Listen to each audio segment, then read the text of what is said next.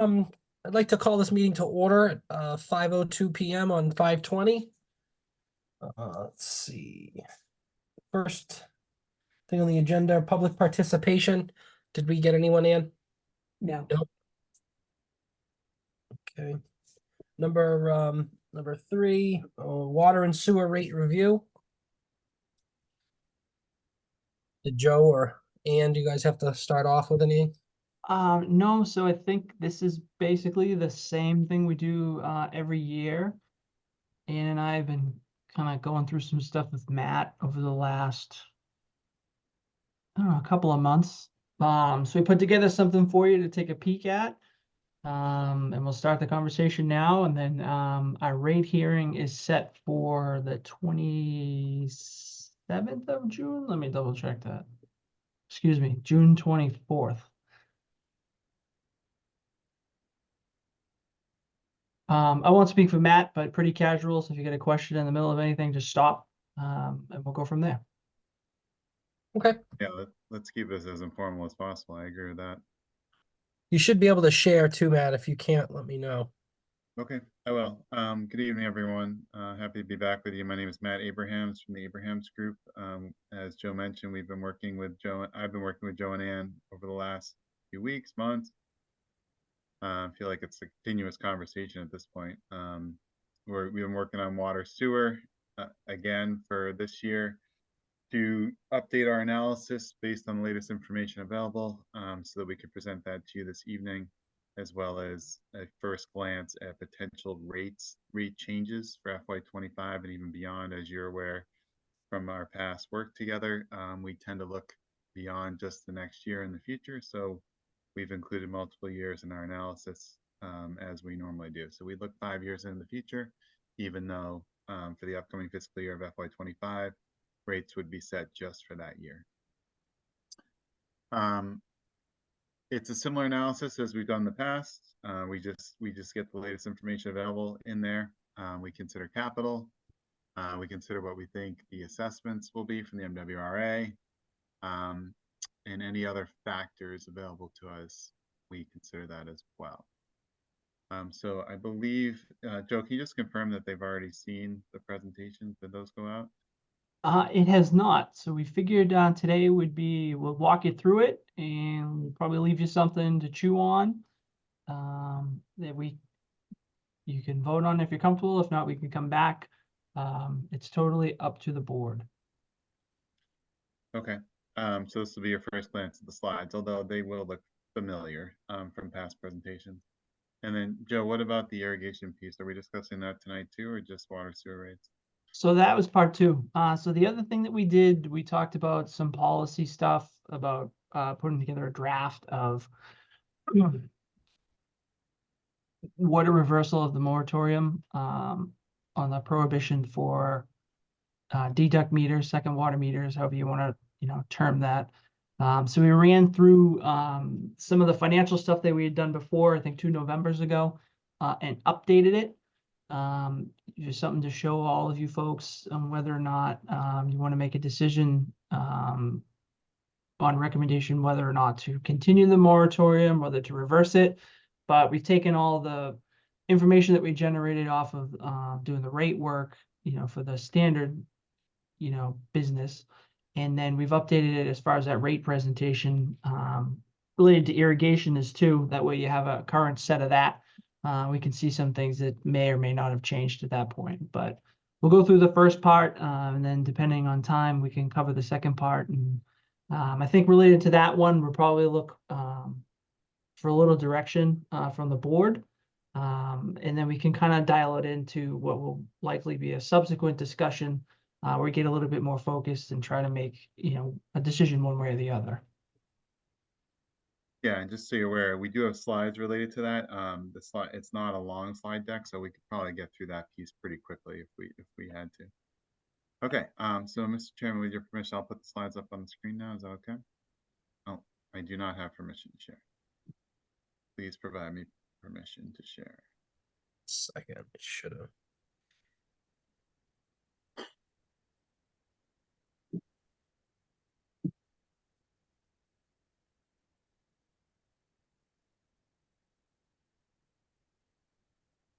Now try. Yep. Sorry about that. No worries. All right, once this is loaded, you should be able to see an all white screen just with the header on it. Yeah? All right. So as mentioned earlier, this will look somewhat familiar. We have tweaked things a little bit, but the slides will look pretty familiar overall. And like I said earlier, I consider this to be very informal, so stop me at any point, I do not mind. All right, so per usual, we start with water slides, and then we transition to sewer slides. Those slides look familiar, meaning the water slides look familiar to the sewer slides, just with different numbers. And then we kind of bring it all together at the end with slides where we combine the two. We start with recent history. That top table contains what has changed with water rates recently, both the rates and the service charge. I first started working with the town just prior to FY21.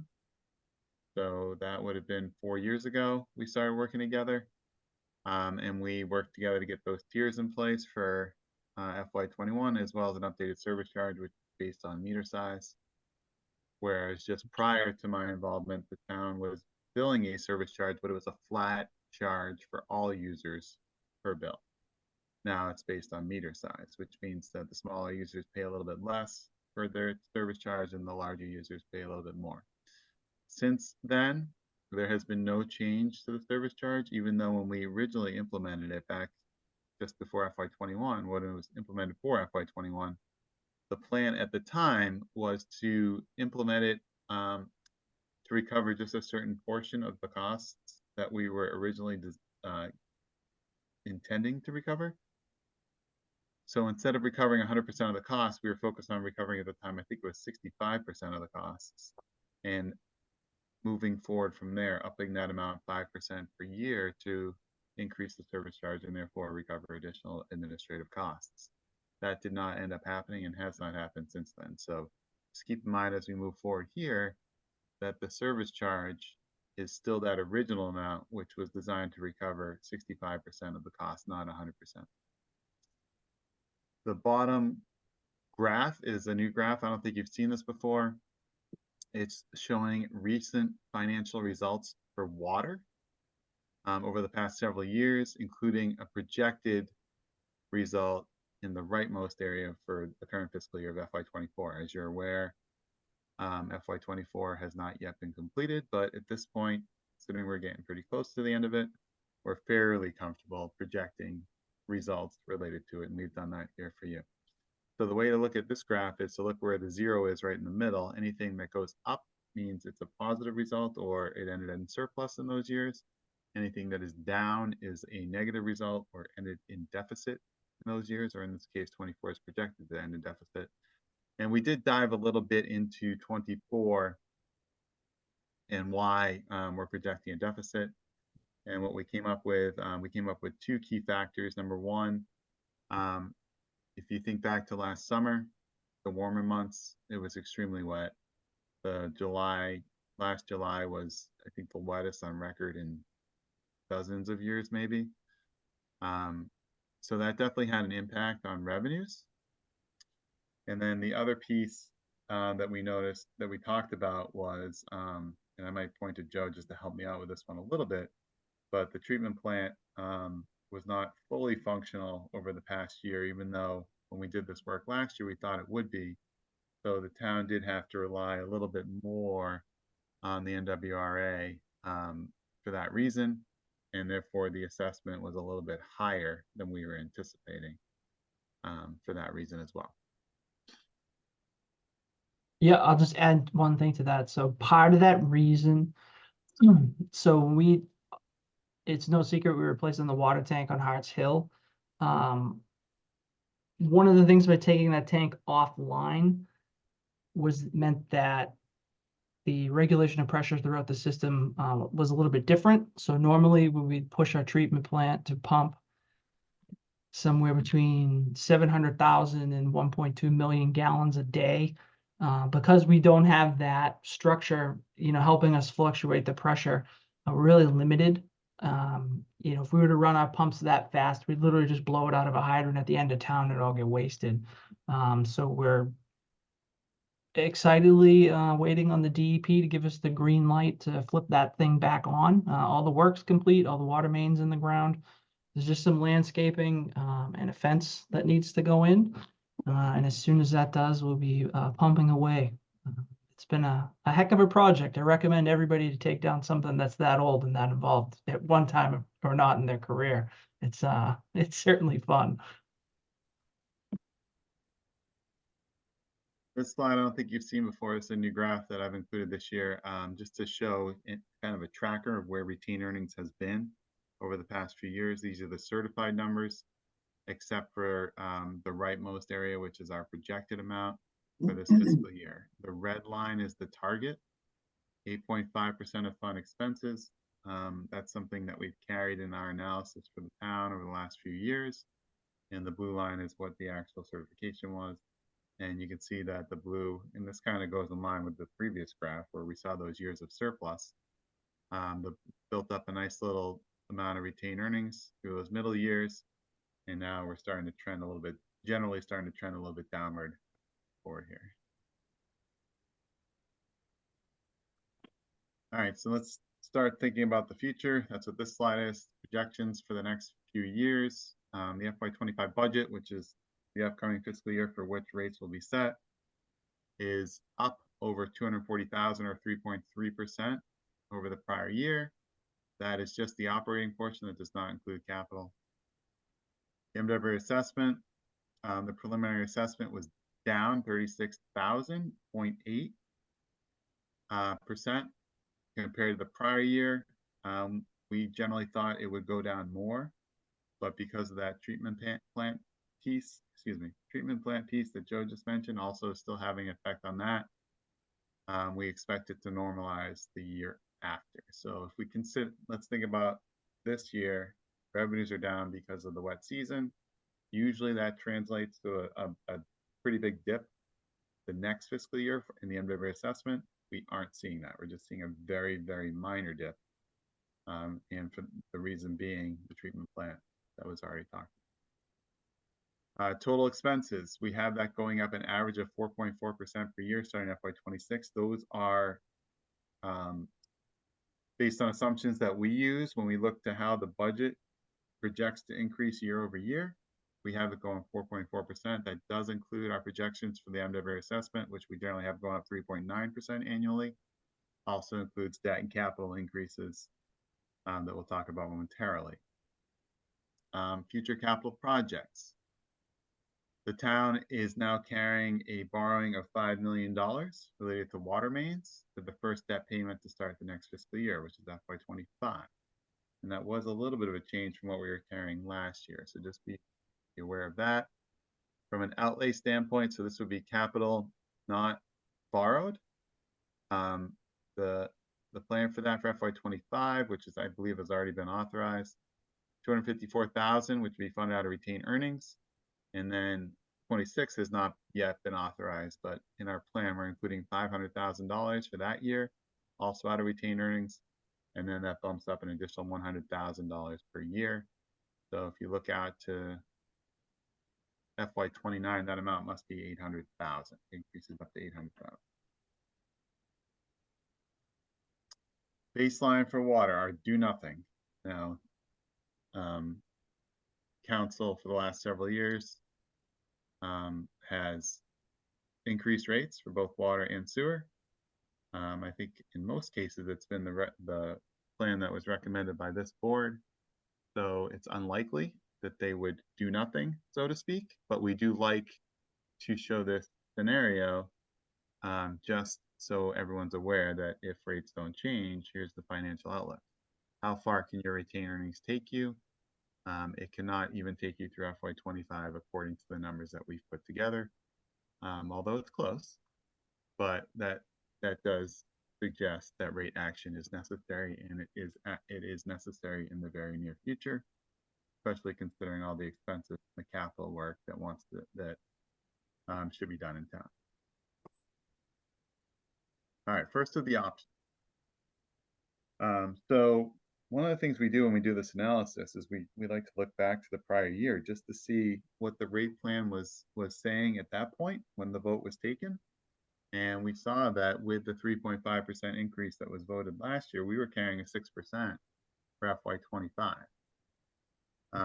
And the numbers didn't change a whole lot as we move forward just 1 year, because as we ran this this flat rate plan, what I mean by flat being the, I should say level rate plan, with the rates being the same, the rate increases being the same in each of the fiscal years we're looking at, 6%, that fell in line with what we were looking at last year with the 3.5% for FY24.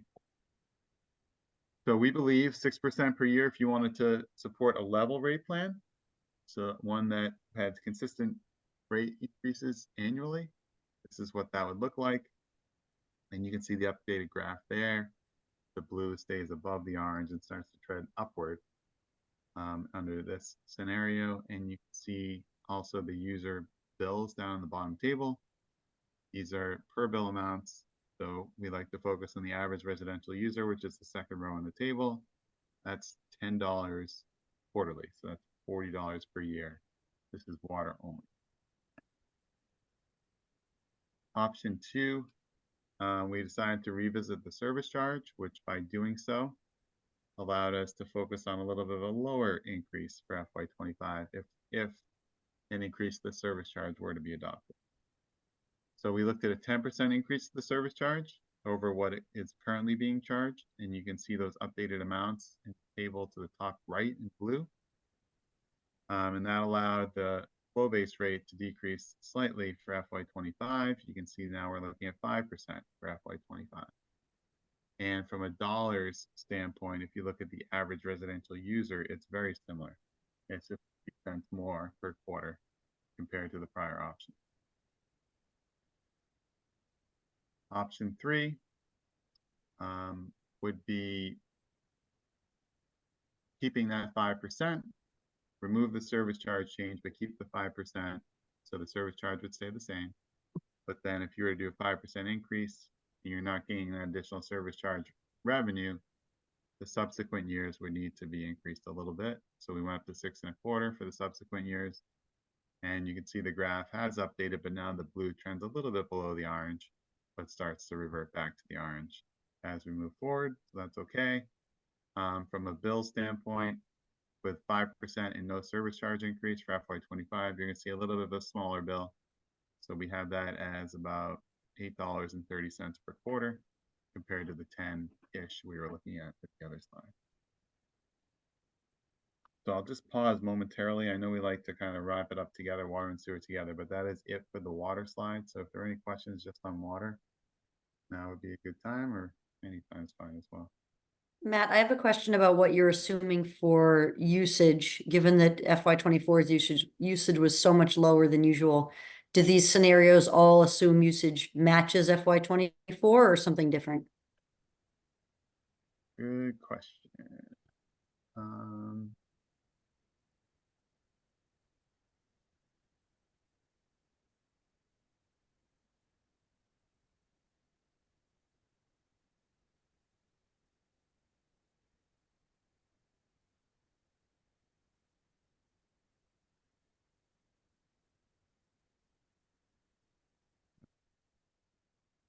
Sorry, I was looking in the wrong place.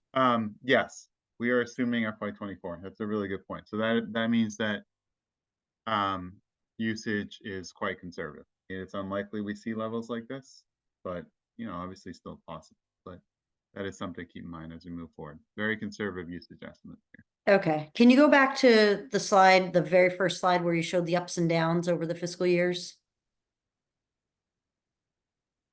That one, yeah. So I just wanted to point out to everybody else, since I've been obviously going through the same exercise in Melrose and, thinking about all these same things about usage, you can see from looking at this that, we make little changes, 3.5%, 1.5% to the rates, but fiscal 21 was the COVID year, and you see that we overcollected like $800,000. And fiscal 24 was the extremely wet year when usage was way down, and you can see that we under collect or projected under collecting by about $800,000. So, you know, we make these like tiny adjustments to rates, but the usage overshadows all of it, and we can't predict how much water is going to be used.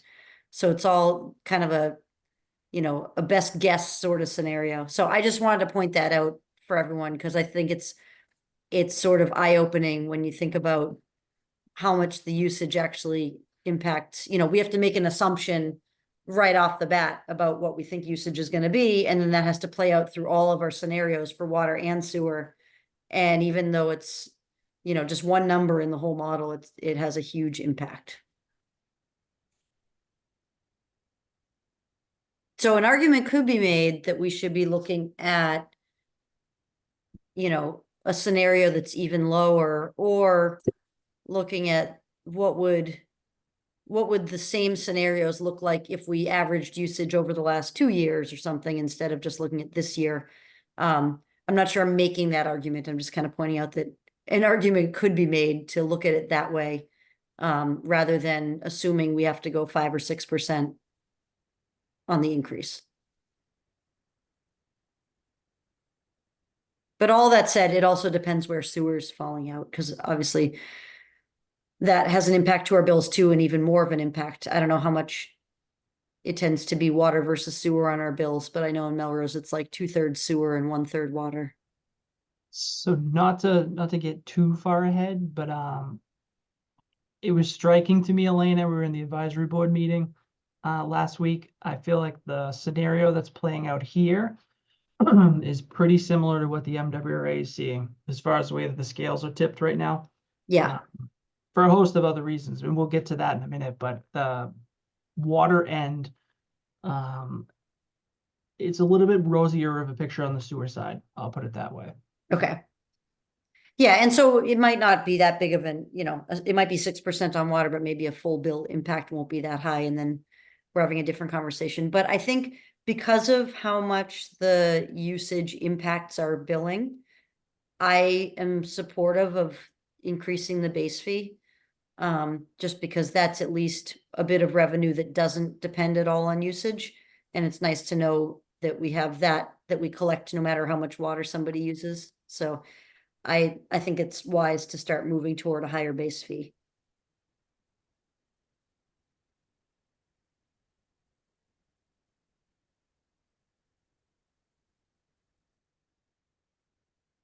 Yeah, so Joe already alluded to it. Now we're getting to sewer. Sewer is in a little bit better shape than water from a financial standpoint. I'll show you some data to back that up. Here's the same slide for sewer. You can see that up top, since I've been working with the town, the tiers were put in 21 plus the meter-based service charge. No change to service charge since then, just like with water.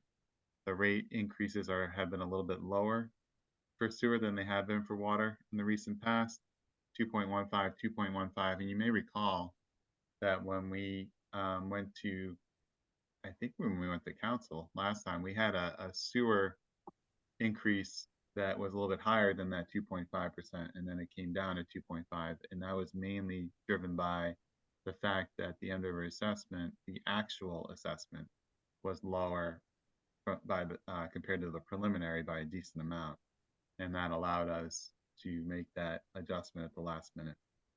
So that 2.5 was a little bit lower than the recommended amount that we went with last year. We originally went in at 3.25.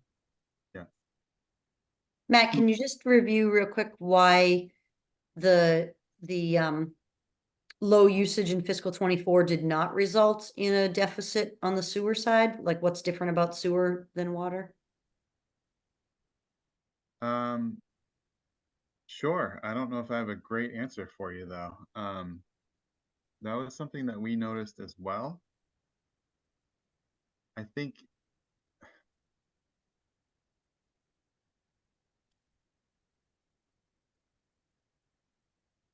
I mean, kind of lost for words at the moment. I'm sorry. that's all right. I'll cover you while you go into this. So one of the things we definitely noticed on the water side is those I think we've referred to them as legacy accounts, but before the moratorium was in place, those grandfathered accounts that had the separate lines with the irrigation meters on them, the way that it rained, we saw consumption basically fall off with that. So that was over a six-figure impact right there as far as revenue was concerned. Some other things, at least from my perspective, that make sewer a little bit in better financial standing than water.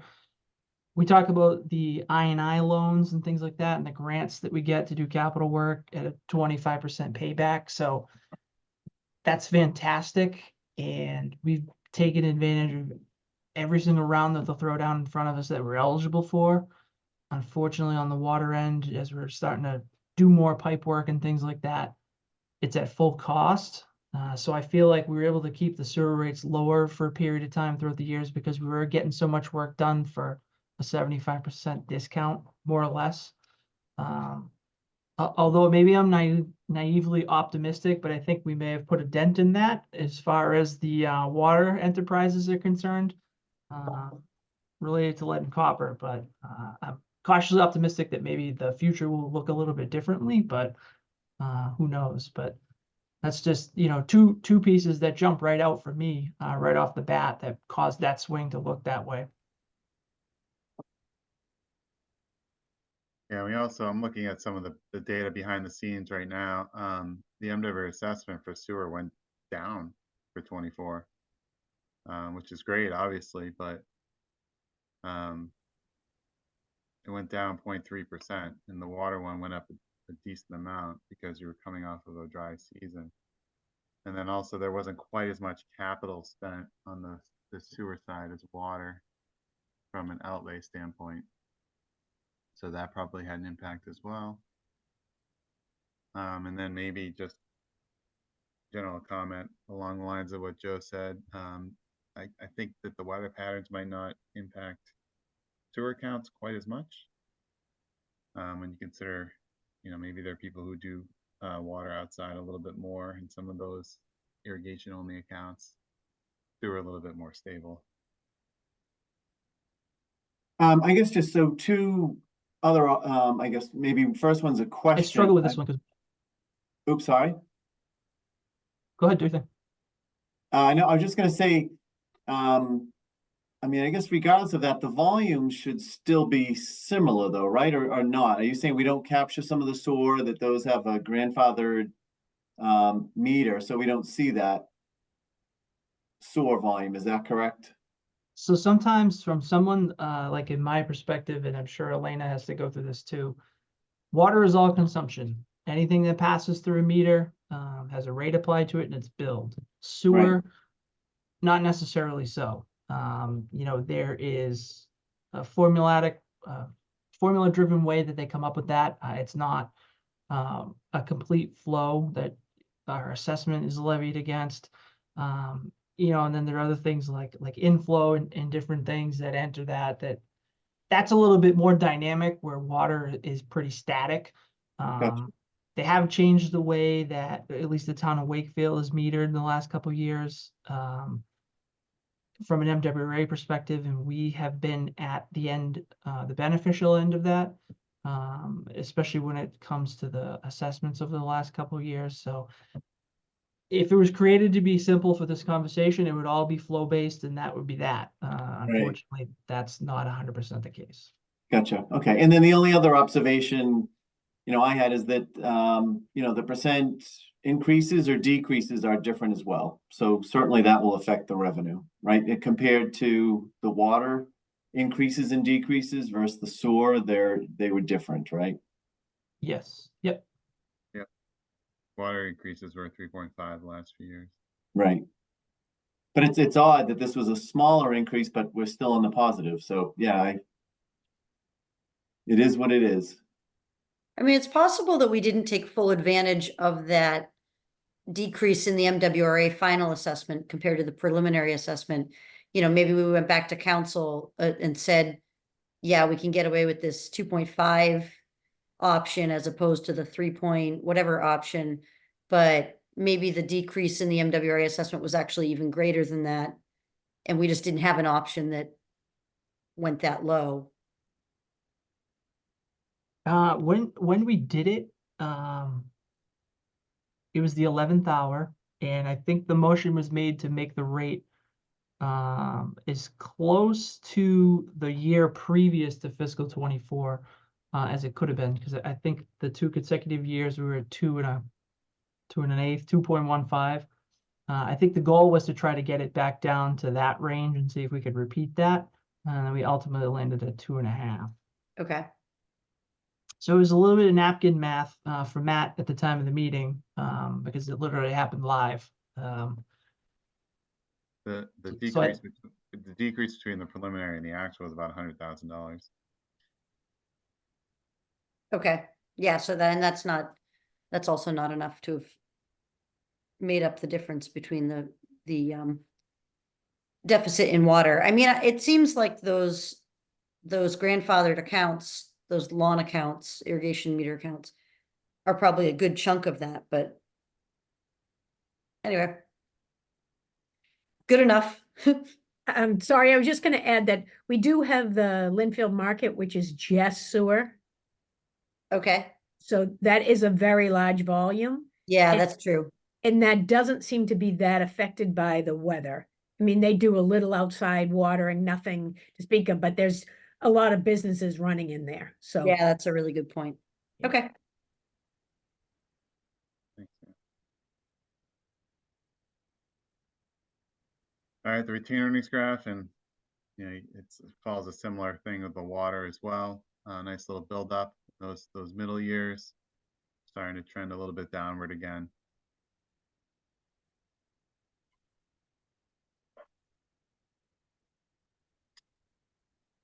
Our projection slide, very similar to the water slide. The 25 budget up $22,000 or 0.2%. The water budget was definitely going up by more than that. MW assessment up 10,000 or 0.2% compared to the prior year. That's not a whole lot.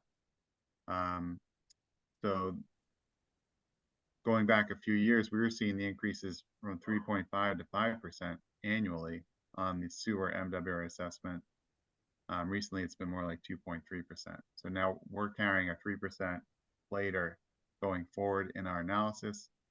When we first started working together, we were carrying a 4%. So we have made that adjustment based on recent history. And as already mentioned, it's only going up 0.2% this year. We have the total expense base going up 4% once you hit FY26. Those are the inflationary factors that we use.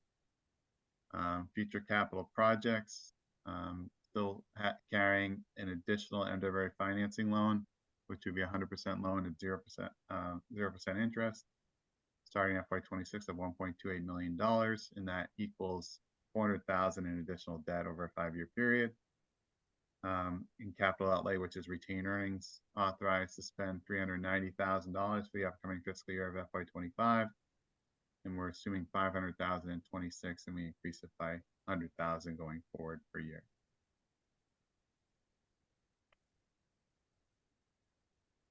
Here's the baseline, with sewer being in a little bit healthier state than water. We have retained earnings carrying the fund through 26, but not beyond.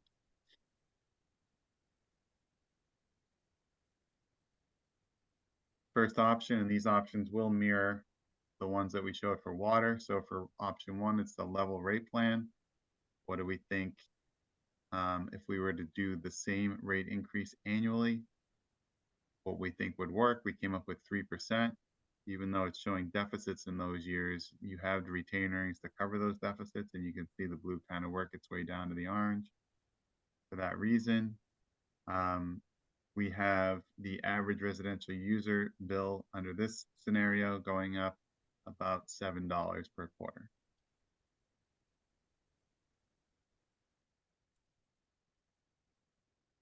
Same option as before, 10% service charge increase allows the rate increase for year 1 to be a little bit lower. So we can do a 2% instead of a 3%. And you can see the increases to the service charges in the top right under this scenario. And just like with water, the actual impact to the average residential user is very similar, $7 per quarter. Sewer, option 3 for sewer. We kept the 2%, we got rid of the service charge, just like with water, we did the same. We kept the same percentage from option 2 and got rid of the service charge. But that means that the subsequent years that we're showing would go up a little bit. We have it going up a 1/4% from the prior slide. And this would obviously lower the year 1 impact of the bills down to about $5 per quarter for the average residential user. All right, and those are the sewer slides. We're going to show how they come together on the next few slides. I'll just pause for a moment in case there are questions related to sewer.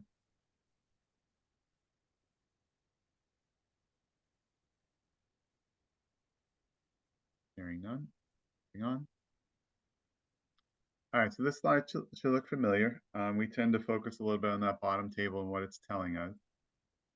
So just as a recap, for option 1, level consistent rate plans, what that means is the same rate increase annually. We have it as 6% for water, and we have it as 3% for sewer. And we've put together a user table for you. The second row down represents the average residential user.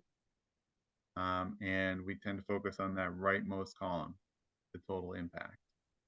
So we have 3.8%. So if we think about what it was for water, obviously a little bit of a higher increase and a higher impact on bills for water, so a little bit less. If you combine the two, you're looking at 3.8% increase for the average residential user.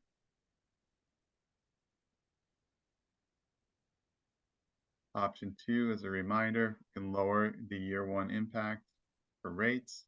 We went down 1 percentage point if the service charge were to be increased by 10%. I'm not showing the service charge changes on this slide because it's already a busy slide, but you can look back at the other option 2 slides. If we had to, we could look back at them. But this shows a little bit of a different picture, because what it means is, you can see in the rightmost columns, that the service charge increase actually has a little bit of a bigger impact on the lower end users than the rate increase would. So you see that the highest percentage is actually in the top row here, whereas it was flipped on the prior slide. The average residential user would go up 3.8%, which I think actually was similar to the prior slide. Yeah, it is. Okay, they're both 3.8 for the average residential user.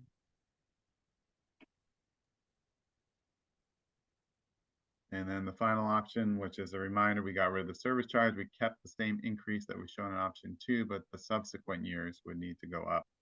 But this particular slide is only focused on FY25, so you don't see that here. And as you would expect, the impact is less because we've gotten rid of the service charge when we compare to the prior slide. So in this slide, we have the average residential user going up about 3%, 2.9%.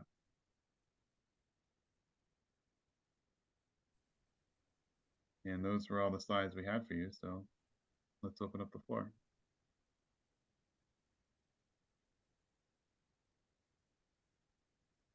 So I'm just trying to think of, kind of what's the Goldilocks of all these three, right? Like the balance of the three, and it's not easy. Matt, could you go back to the water rate slides there at the beginning? The one with like the 6% increase? Just the water only slide? Yeah, back to like the beginning part, before sewer. While you're doing that, can I ask you a question, Elena? Sure. Do you know the date? I must have missed this. Do you know when we think the MWA is going to vote and give us the finals for the assessments? We usually don't get the finals until May, like late May. So, I mean, it should be soon, but usually it's not. At least in Melrose, we think it's not soon enough. Like, we've already submitted our rate documents to the council. Yeah, I would imagine it would be probably 2 weeks from now or so, end of May. Okay. The only reason why I ask is because I see, so our meeting with the council after we go through this process is the 24th. But then the subsequent Monday after that is July 1st. that leaves 4 days in between that.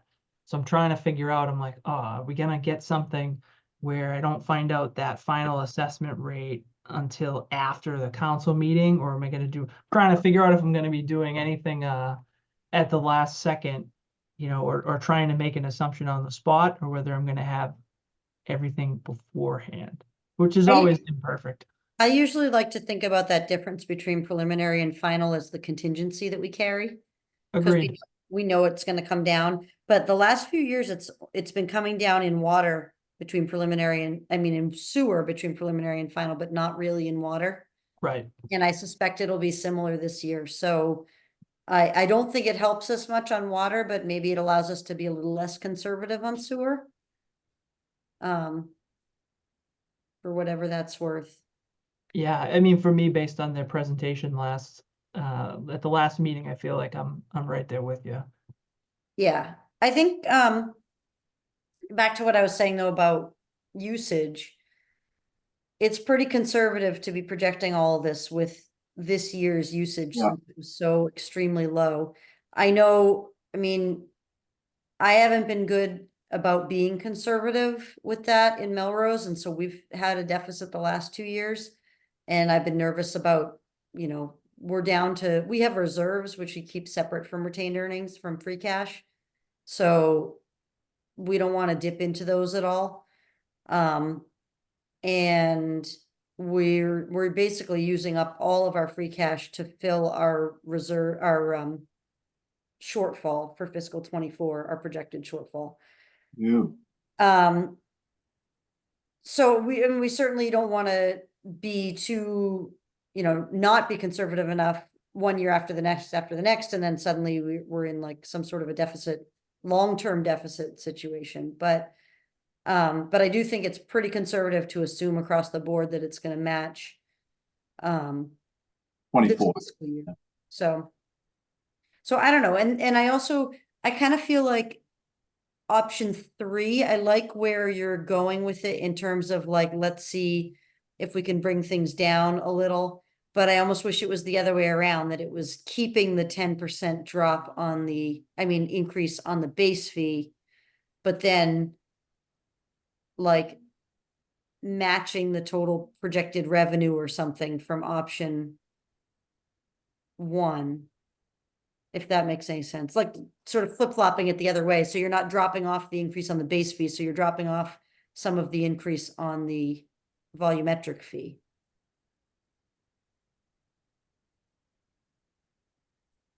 I mean, I guess they are all matching the same revenue, so maybe that's not. Yeah, and I think it gets you kind of the same point. If we just focus on these two, if you focus on the projected retained earnings number at the end of 25, but you're basically in the same spot either way between these two. So option 1 is just rates only at 6%, and option 2 is 5% plus the 10% service charge.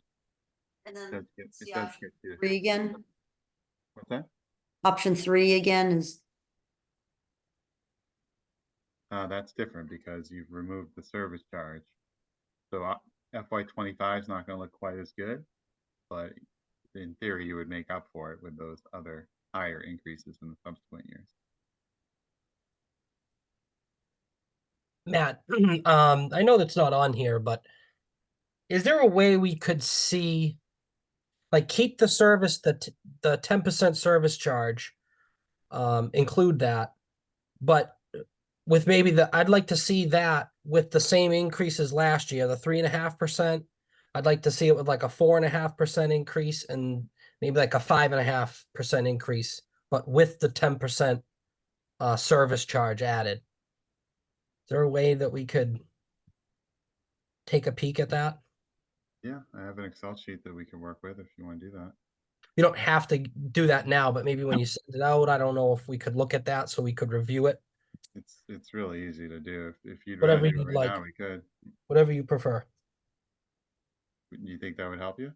Yeah, I'm curious what those numbers look like. This is what Ann and I do to Matt all the time. Sorry. I have 9 options in my workbook right now. We can add a few more. That's fine. All right. Let me share. So Chris, we're just running this for water at the moment, right? Yeah, yeah, I'm just curious for water for right now. And I guess while you're running that, I know Elena mentioned it too. I do like, oh, here we go. I do like the idea of a kind of base service charge as well. It just will get us a little more consistent. I like that approach also. So typically we've been hands off on that, but we chose to include that for today's discussion, really just based on to kind of go in parallel with the weather thing. Yeah, You know, does moving in that direction start to now render fluctuations in weather? It'll always be impactful, but can we make it a little bit, you know, less of a swing by utilizing that versus the flow component, whatnot? Well, I think it's people will be more accepting of it now too because their water bills are more expensive, right? So people aren't getting a $50 water bill anymore, is my guess, right? So I think to have kind of a fee just built in, I think will be more acceptable. So I think with Shane, in some of the years that we've gone through this, we've also talked about, you know, does that fee then make the flow component lower? And then is that more desirable because you can technically control that from the faucet? You know, I guess depending on who you are and what your habits Right. are and your tolerances are, that could Right. be. No, a good no, driver. absolutely. So someone that's using, right, if you have a standard fee, absolutely, someone using less water is going to be more impacted. So I get that. Yeah. Yeah, so it does tend to have a little bit of a heavier impact on like elderly people living alone, people Yeah. usually very low water users. But at the same time, I think the amount we're talking about of an increase on the base fees is so negligible, right? It's like less than $10 over the course of the whole year. Yeah.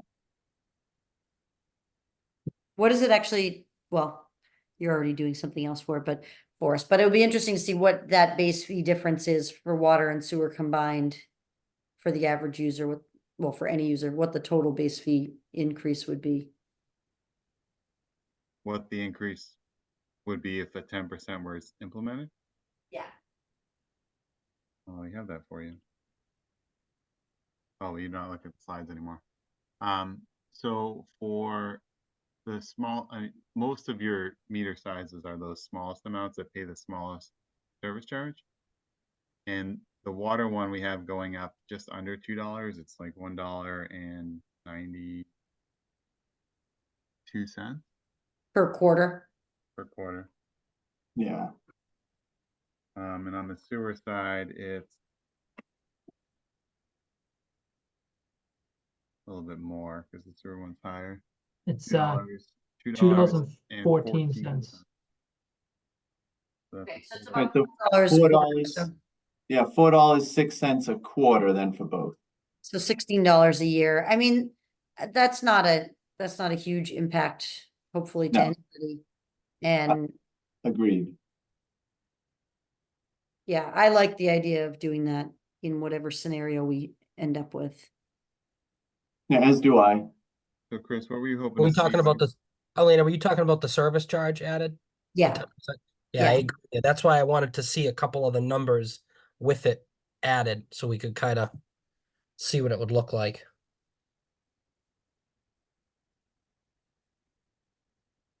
Sorry, Matt, did I interrupt you? No, I just wanted to make sure I was pointing you towards what you wanted to see with these runs. So this is the 3.5% run. You can see this, right? Mm-hmm. Yeah. 3.5% run. I always change the outlying years just because I want the blue to be around the orange. So that gives you a sense of what might need to happen the following year. And then down here, these update as well. So these numbers are actually very similar to what option 3 was showing from an average residential user standpoint. I'm looking at that on my slides so I can still see that. You can't see that anymore. But I had the average residential user for option 3 as $193.99. So this is slightly less than that. But the low end user would pay a little bit more because the service charge increase is included compared to option 3. It's an increase of 70 cents per quarter for them. And that option 3 that you're referring to, what was the rate increase on that? Was that 5? 5% with no service charge change. So this that we have here is a 3.5% increase on rates, flow base rates. Oh, nothing there, but plus the 192 that we talked about, the 10%.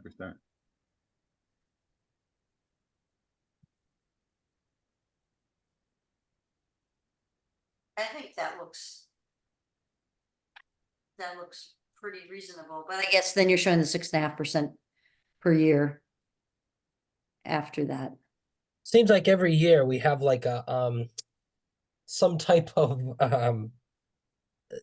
speed bump, whether it's like COVID or no rain, or seems like we always have an obstacle every year when we go to look at these rates that it's you can't it's tough to compare every year because it's every year is different. It's like a juggling act sometimes. It's perfectly imperfect. Yeah.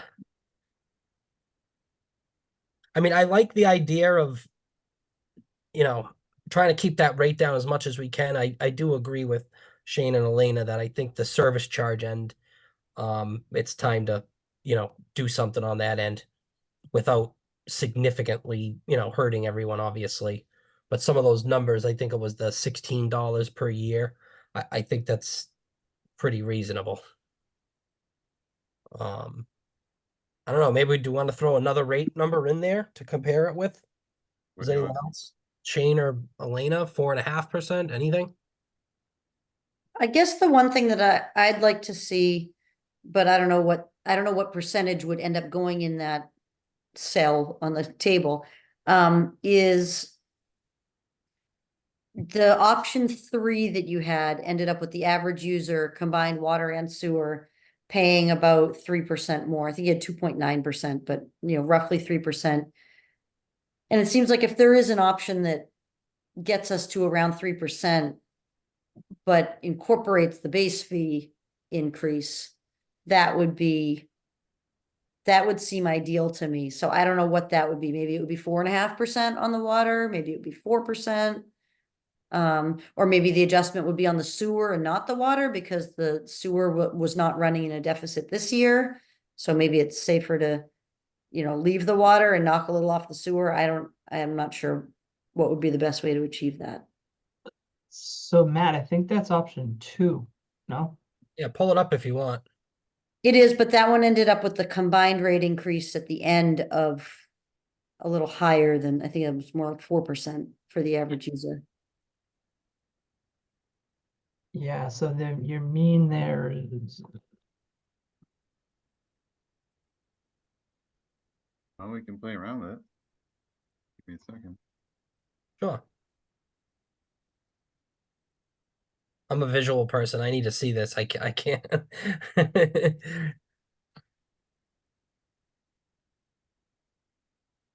So it seems like you're pretty set on exploring the service charge. So let's make sure we're including that in any of these options here.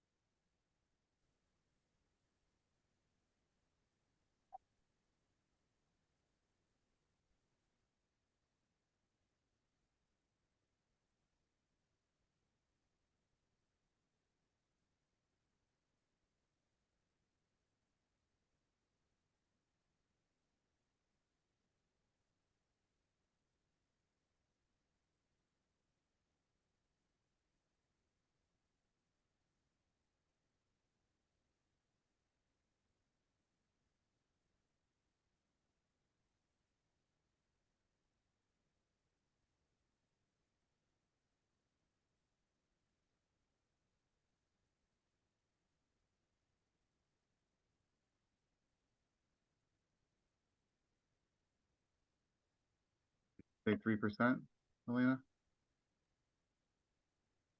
Yeah, I think that's about where option 3 was ending up in terms of a combined increase. So let me show. Yeah, I think that's pretty much the mean from that summary slide. All right, so Could you pull that up again, that slide? Do you mind? which one? The one, was it slide 3? Is that one that was close? It's slide 18, Matt. So option 3, the summary one. This one. Yeah.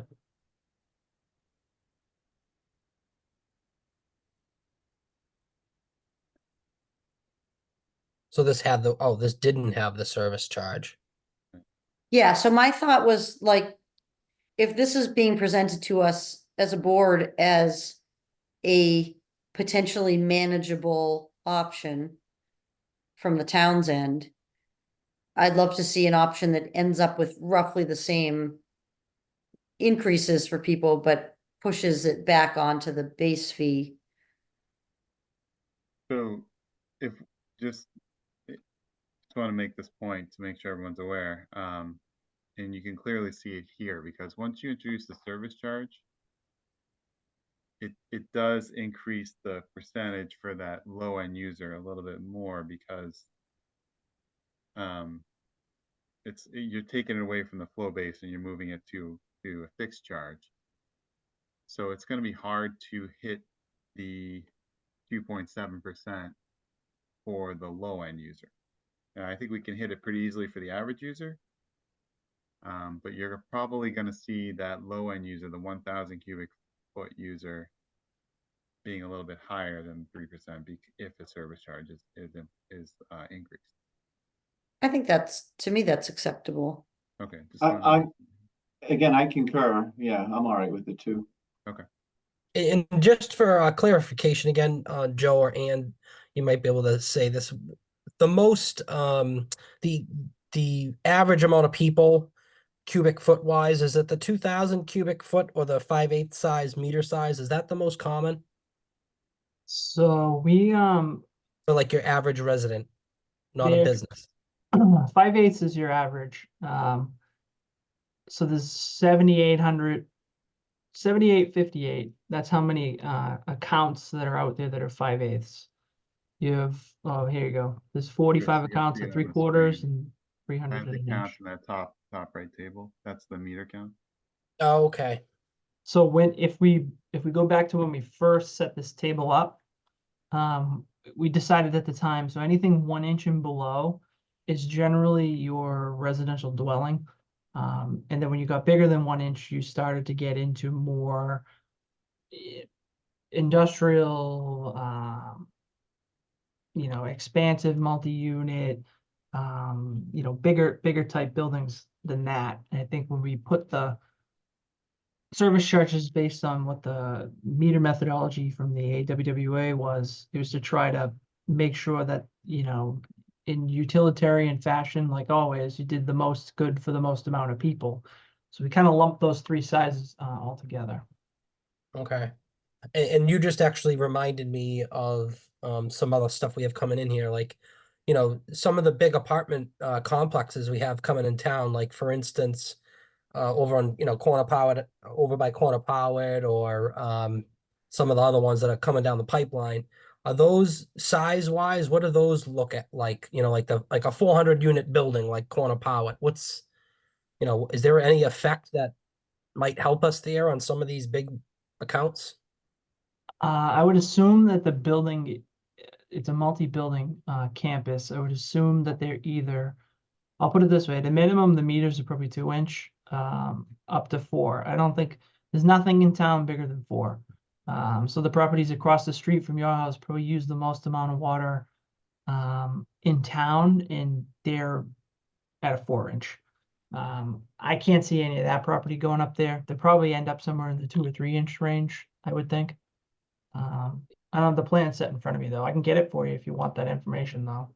The only reason I'm asking that is if there's a way that, you can shift some of the costs or the extra bearings that might be, on some of these low end users to maybe try to help balance it with, some of those bigger complexes we come in here.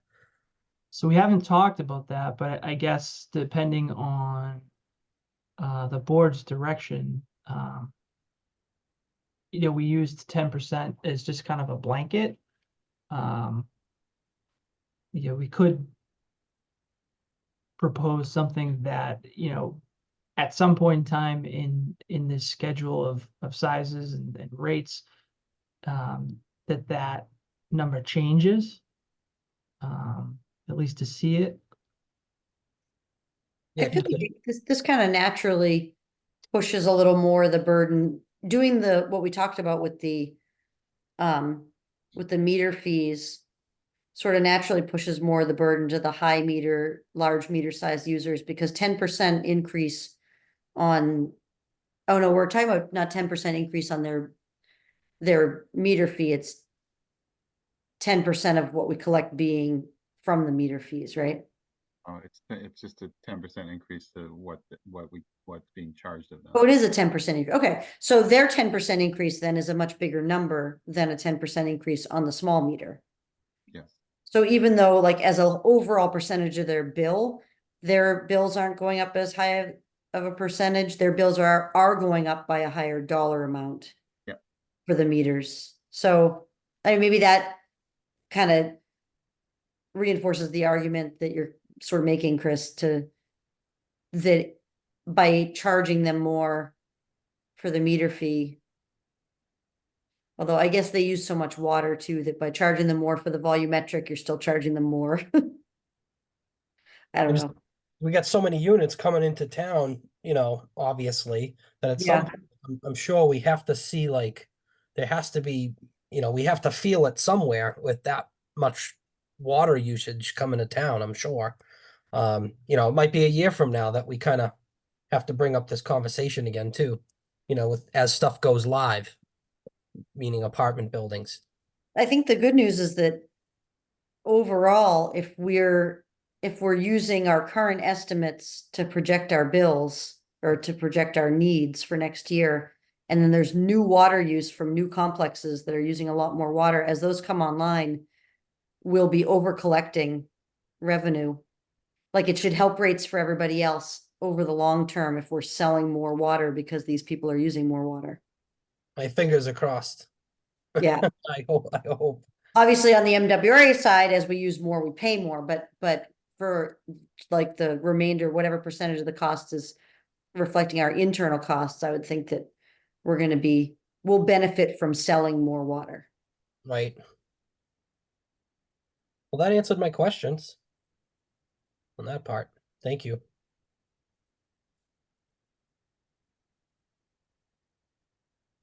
So let me just show you one thing that I did. You haven't seen this yet.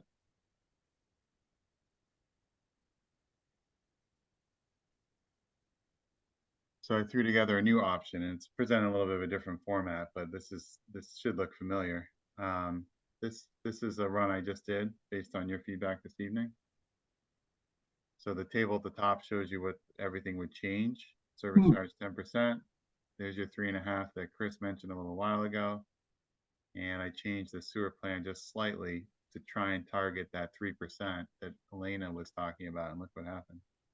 We got right at the 3% by doing this. And as I mentioned, that top user is a little bit higher, but we know the reasons why from a percentage standpoint. If you're looking at dollars, yes, different story, but from a percentage standpoint. So I guess the big question is, it's easy for us to throw out like, hey, try this, try that. But in your opinion, does this still generate enough revenue for the enterprise funds to function?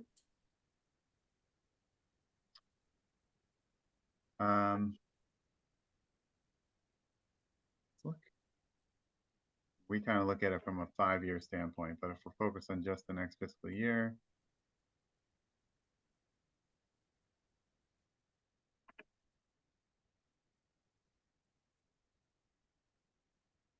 projected deficit of about $300,000 on the water side.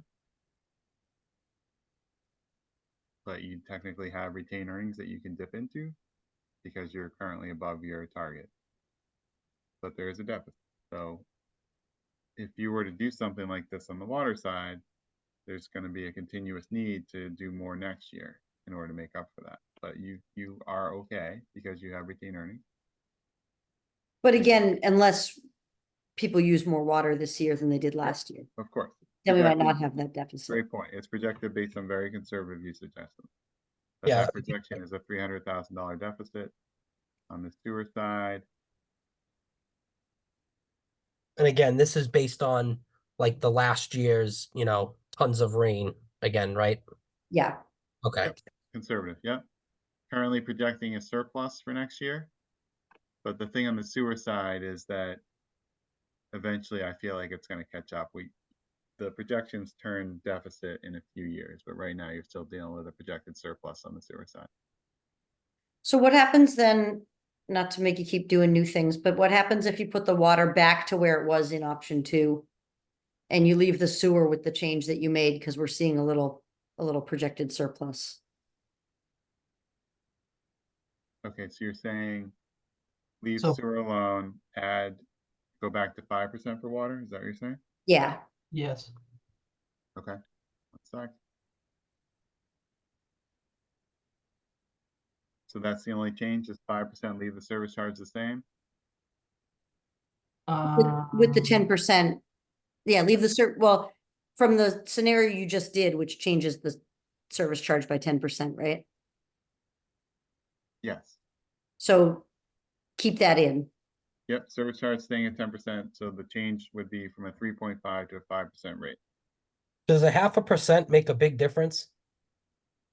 Like if you went 3.5 or to 4.5 or, For You know. water, yeah, on the rate. so we have your projected user charges revenue is just over about 6.2 million. So 1% of that is $62,000. So half a percentage would be around 30,000. Okay. Continue, sorry. All right, so you were looking at this back here. So now you're up to 3.6. And what was that? It was 3 on the nose before, right? It was 3 on the nose if this number right here was 3.5%. And then what are you showing for, how much of a deficit are you running then for this year in water with the 5%? 219,000. So that was about what, $100,000 difference? Right. Again, based on conservative estimates. But yeah, we are projecting a deficit right now, even with the rate change of 5% and the 10% service charge increase.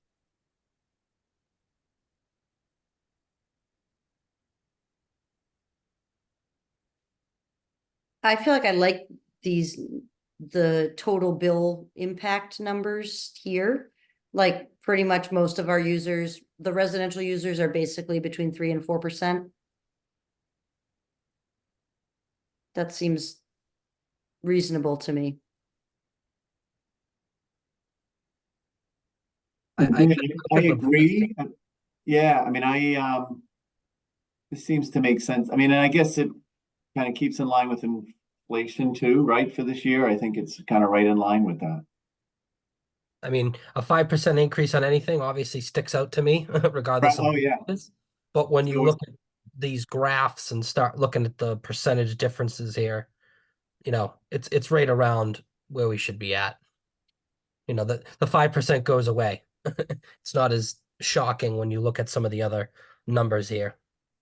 When you Yeah, factor and when you say in the- 1.5% on sewer and 5% on water, you're averaging out to something much lower. overall, yeah. Yeah.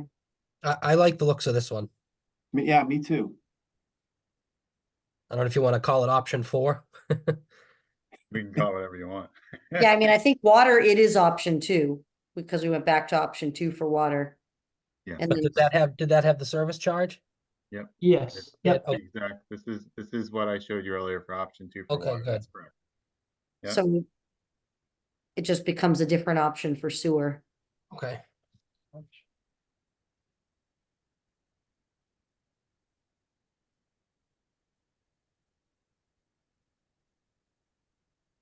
And again, the big caveat, right, is, you know, this is based on conservative 2024 numbers, so, you know, it can certainly change.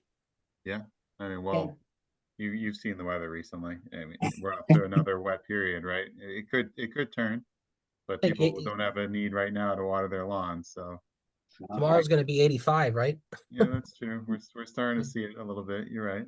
Yeah, Hope it stays that way. yeah. I'm with you. Yeah, I mean, Shane, this is kind of newer for you, Shane, so I don't know how Yeah. much of you It need. is, yeah, and it's definitely no, I mean, Zoom. as I mentioned from the beginning, I'm kind of looking for the, you know, the Goldilocks, the thing in the middle, and this is kind of it, I guess, if I had to. But yeah, for my first go around, you're right, it's my first time seeing it all. This, to me, is like a nice balance between everything we were looking at. Yeah, so if there's anything else, anything else you want to see or anything, don't feel like you can't speak up. There's more. You can look at I- any scenario you want.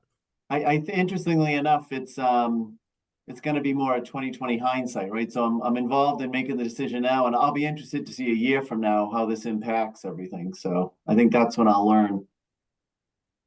It's I agree. interesting. It's interesting that you said that. So when we presented last year, at least on the water one, if we haven't said this, so the slide that was in the presentation that we showed, predicting the FY25, financial picture was basically dead on. I mean, Great. I'd like to think that it's because we've been needing this process and it's doing what we're intending it to do, so it's becoming predictable. But when we started looking at that, it's basically dead on exactly where we were 1 year ago, which was remarkable. Great. So way to go, Matt. Good job. Now do it again. Did Joe, did we have to go over anything for second water meters to do with this, or is this going to be completely separate? No, it'll be completely separate. Okay. Making sure. That'll be a little bit more review, and then we'll seek a little clarification and guidance towards what I would imagine will be a part 2 to that. So Joe, are you hoping that we vote on a recommended rate tonight? No, I think we still have a little bit of time, and I think as myself, Ann, and Matt got into this, we kind of threw up a little bit of, scenario that would start a conversation. It worked. We did have that. So we don't need to vote today. We can schedule a subsequent meeting and do that and chew on this for a little bit. It's totally up to, whatever the board's comfort level is. Like I said, we're a little over a month out from when we have to have it to the council anyway. So there is no rush. If we want to take some time to think about it, or just let it simmer and then revisit it. And if it still gives you the same feeling as it did today, and you want to make a vote, great. If not, we want to tweak it, that's fine too. I think over the years I've kind of tried to absorb it, but seeing as it's the third time I think I'm doing it now, we've kind of streamlined the process and throwing scenarios out there. I mean, to be honest with you, unless Shane or Elena has different opinion, I feel comfortable voting on this tonight. I don't know how much more is going to change on my end, at least for my opinion. I mean, I've kind of looked at the scenarios and I'm pretty happy with what the numbers look like here. But that's up to everybody else. I'll do whatever, Shane, if you want to chew on this and print it out and take a look at it, don't feel like you can't. There's no pressure on rushing the vote at all. But I do feel comfortable voting on this if others feel the same. Yeah, I mean, I know we've gone through this, the last few meetings as well.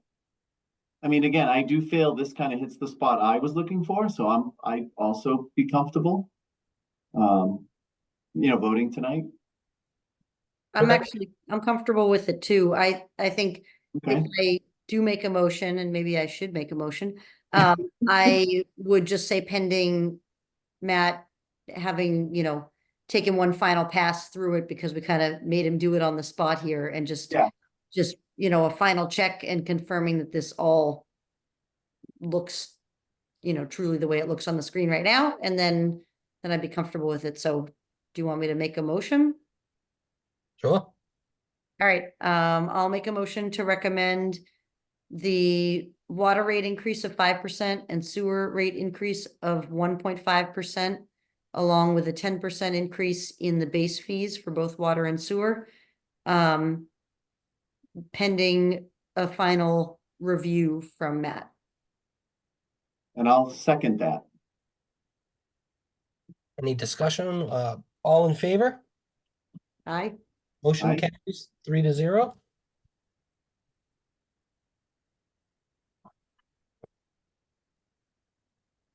All right, so from our standpoint, what we'll do is after we break, we'll give Matt some time to go through it. We'll clean this up. Like I said, between now and when we have to go to the council anyway, we probably need to get together again to discuss this next piece that we're gonna go into. We'll show it back to you. If for some reason something is dramatically changed and anybody's uncomfortable, you can certainly bring it back up. And we can, go from there. But we'll do a little bit of cleaning and get that ready. Great. So next meeting, Joe, I know you mentioned, I think, was it the 24th, you'd have the rate hearing? So obviously we'd want to have something before then for June. Yeah, probably You thinking like the 3rd or the 10th, something early in June? whatever's good. Whatever's good for the board, really. I think this is Third, that I know doesn't work for me. That's when I have to present my budget in Melrose to the council. That's a fun night for you, I'm sure. Yes. That'll be a great night. I think I have 11 orders on the agenda that night. Oof. Oof. And if you're looking for some entertainment that night, you can tune into MMTV. How does the 10th look for everybody? Yeah, the 10th, yeah, I wouldn't be able to do it at 5, maybe at, oh, no, actually, you know what, I think I could do, Does 5:30 help you? yeah, Shane? at 5:30 would work better for me if we could do That's 5:30. fine.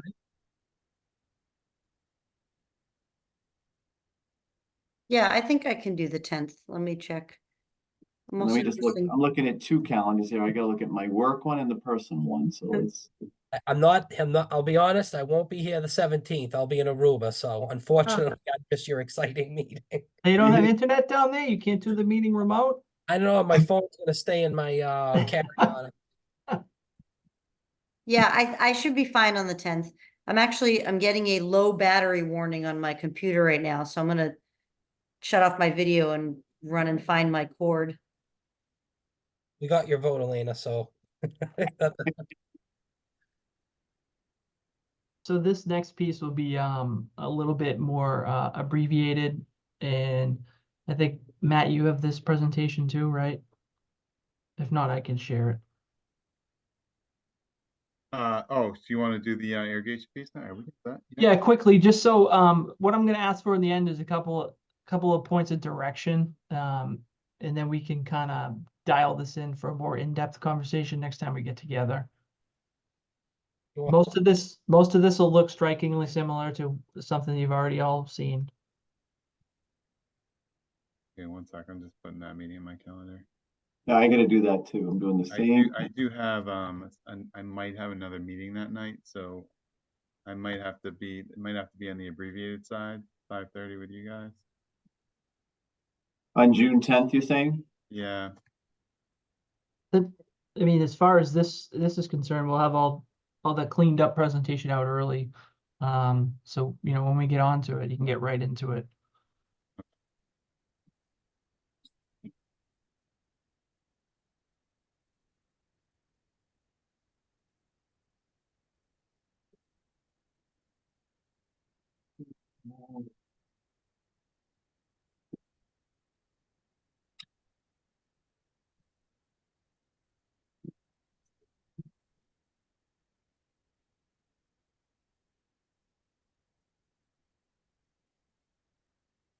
Okay, so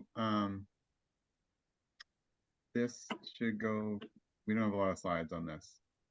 Should go pretty quick. You can see the irrigation one, right? Yep. Yep. All right, so this is, Joe mentioned this earlier. We looked at this as kind of an update from the work we did almost 2 years ago on this. That presentation was dated November of 2022. We basically updated that file that we used back then. It has many, many bills in there and calculations related to the impact on the sewer fund if irrigation meetings or second meters were allowed. We're assuming that certain users, heavy water, outdoor water users, would take advantage of that. So we updated the same file and regrouped on what it was telling us, but we're presenting the data to you in a little bit of a different format than what we did last time. And I'll just talk about that now. So the objective slide from last time was that a survey was conducted. You may remember that. There were 130 something respondents, but what was interesting about the respondents was they were kind of all over the map, so to speak, meaning that some people that responded weren't really heavy users at all. They just responded because they were asked to, I guess. And then there were some that were heavy users. But then there were many, many other users that we discovered that used a lot of outdoor water usage that didn't respond. So in other words, you couldn't really glean a whole lot from that survey. We analyzed the usage and billing data from 65,000 bills, and we focus on the largest user group, which have meters of size 1 inch and smaller. As we talked about a few minutes ago, that group has most of your accounts in town. We sought to understand the difference between users' warm weather usage and cold weather usage. And we said that the difference was outdoor water usage. So in other words, what do they use during colder months? What do they use in the warmer months? And any difference between those two, let's assume that that difference is outdoor water usage. It's almost like the cold weather usage is the baseline. Generate possible scenarios of different amounts of users choosing to acquire a second meter. We looked at 3 different possibilities and tried to understand the impact on sewer revenues. Like I said earlier, we've kind of shifted away from those scenarios, and I'll show you what I mean in a second. Adjust sewer rate plans to make up for projected lost revenue. Okay, so you're saying that these people are going to start doing second meter. That means you probably wouldn't collect sewer revenues related to that outdoor water usage that you collect today. So what does that look like, and what do the rates need to be in order to make up for that? That's what we looked at last time. All right, so now fast forward to now. Our big file includes 2 years of bills for all the accounts in town, 8,600.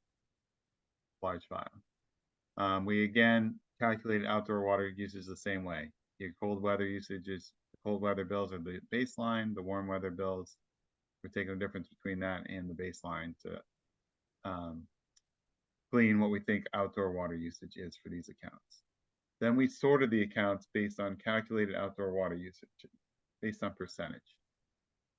So we tried to put the users that had the largest increase in outdoor water usage over their regular usage at the top and started working with them first, and then the next grouping downward from there and downward and downward. Compile the projected financial impact of sewer revenues for groups of accounts. Similar analysis, trying to understand what the sewer impact is, but we started with the first 100 accounts with the highest usage, then the next 100, then the next 100, all the way down to a 30% threshold. And what that 30% is, I think it's an EPA standard where they say that just industry standard that we can assume that 30% of anyone's usage is outdoors. So we would include anyone in this list that had more or equal to that 30%. Everyone else we ignored. That ended up being 1,269 accounts. Matt, can you just clarify, is that 30% of their total annual water usage, or is that 30% in the summer months? Good question. I don't know the answer to that. I think I assumed in the calculations that's 30% of their total usage, but is that right? That's the question. Joe, do you know the answer? It does not differentiate that. Because I thought the industry standard was closer to 10 to 12% of annual water usage was considered to be outdoor if you didn't have separately metered. Which makes me think the 30% would be during the summer months, like 30% of your bill in the high use months. Hang on, I'll find the source right now. Give me 1 second, I'll get it. Okay. Do you recall where you saw the 10 to 12%, Elena? I thought that was, I thought it was some sort of an AWWA or a WEF standard. Because I know we've used 90% as an estimate for sewer use when I've done various like wastewater planning things way back.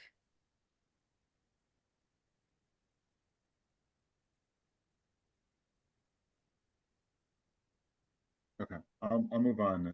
Yeah, I'm not sure it matters for, you know, for Yeah, what you've done. it still resulted in 1,269 accounts, and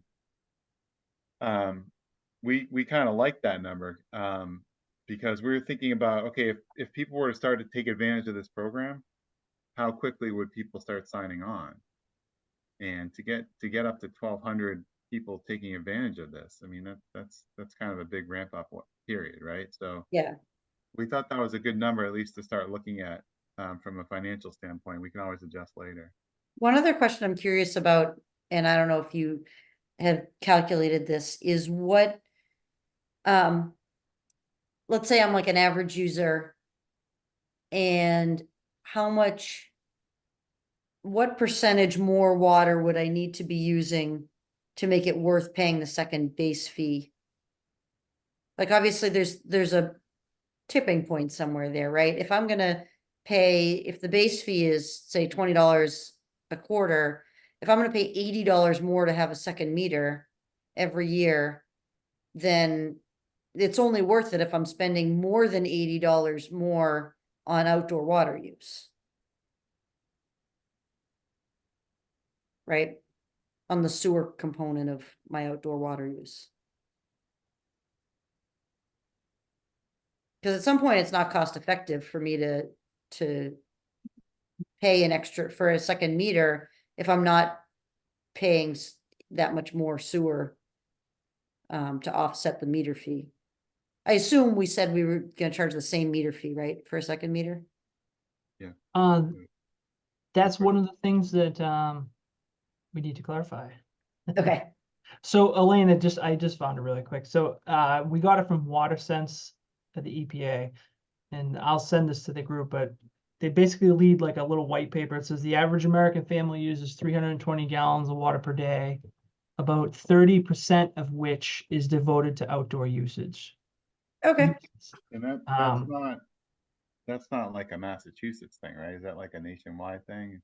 Yeah, and it's totally, when we found this, we were looking for any guidance we could to kind of come up with where's the threshold where we're trying to delineate what is just normal seasonal and what is seasonal plus something else. And this led us down the path. Okay, that's fine. And, Yeah, and so then that's- just, sorry, just one last thing. According to mass.gov, it says water sources have become stressed due to withdrawal, blah, blah, blah, of irrigation and watering lawns. In fact, nationally, lawn care accounts for 32% of all outdoor water use. Just yeah, so. Okay, But that's a nationwide number. So if you think about the southern states, obviously they can water all year long. We don't do that up here, so that's skewed a little bit. I wonder if that 10 to 12% was more like a New England number. it might have been. I don't want to get caught up. I don't think it makes a difference really with your analysis, right? Because those first 1,200 accounts would be in this category, whether we said 30%, 20%, or 10%. All of them at least stay in, Yeah, right? the 1,200 would be there, but if we were to lower the threshold to 10%, you might gain an additional 1,000 accounts or something. Yeah. Yeah. Okay. Well, let's just let's continue to talk about what we're looking at here, and then we can go from there. Okay. All right, so this is how we're presenting it for now, just so you can understand the financial impact. Okay, we did groups of 100 accounts to get to the 1269 that I mentioned earlier. So what we did was just go 100, 100, 100, all the way down to 1269. Now I'm realizing that this row 13 here should not be 100, it should be 69 accounts. So I didn't update that label appropriately. Anyway, so here's what the data is telling us. Let's start with number one here. The 100 accounts with the highest usage, highest outdoor water usage, that is. They use an average annual amount outdoors. That's per account. So if you take all 100 accounts, what are they using outdoors? They average 9,900 cubic feet. It's a big number. Financial impact, $132,000 to the sewer fund. That's what we're saying. Their sewer revenues would go away in that amount if they were to fully transition that usage that we've identified to a second meter. So obviously the water fund would gain from that, but from a sewer standpoint, that's the number we're looking at. And then is it fair to say then that if it's 100 accounts, if our base fees are a total of about $80 a year, we'd only be collecting $8,000 back in new base fees?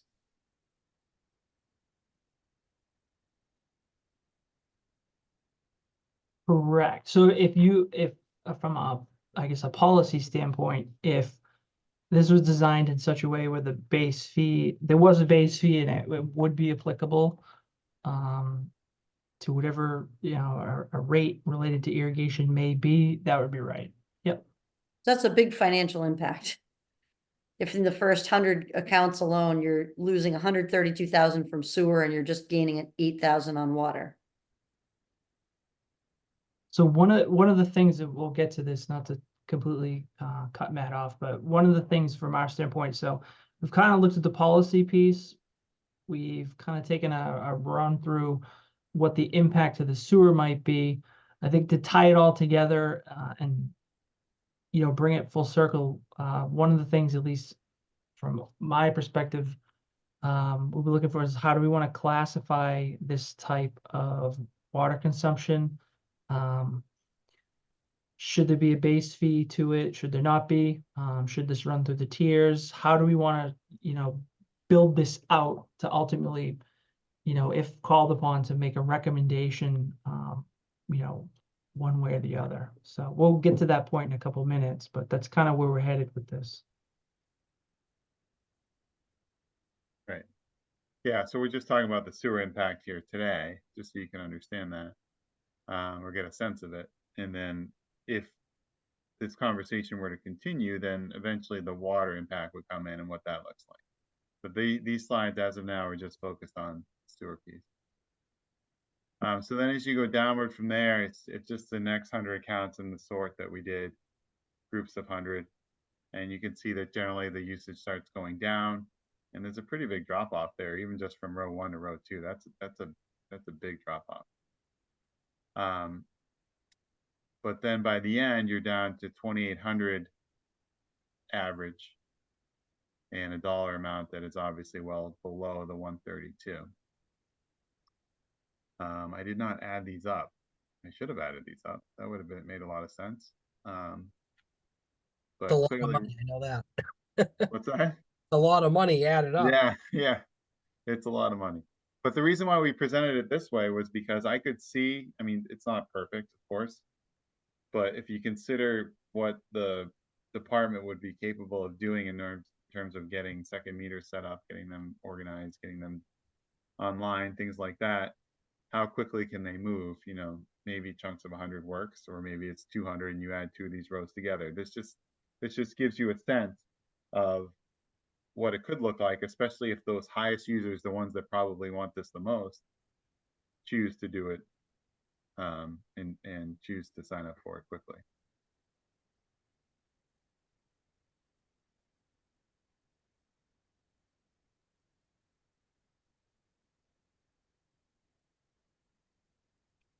So I'll just let you mull this slide over just for a sec. I think you understand what it's saying.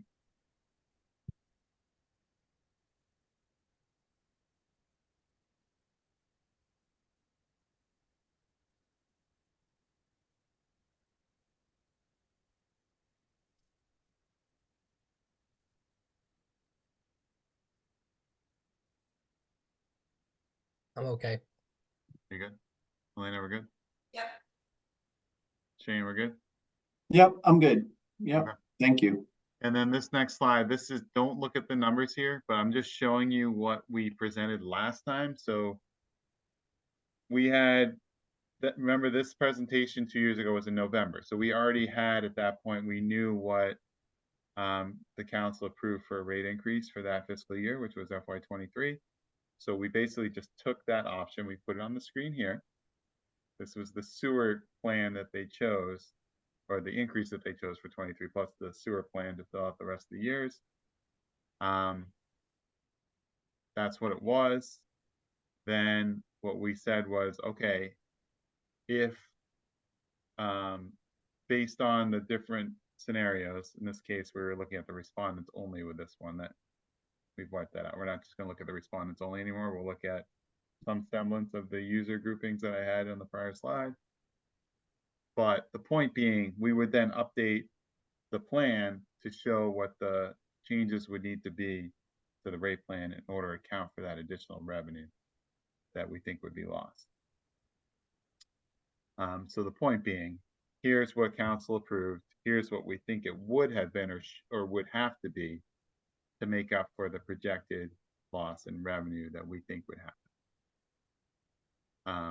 So what we probably would do would be we'd probably get comfortable with some ramp up process with how we see users joining or going to a second meter, and do that over a multiple year plan, and have the revenue impact be over multi years, and then update this rate plan appropriately. That's how I see it going.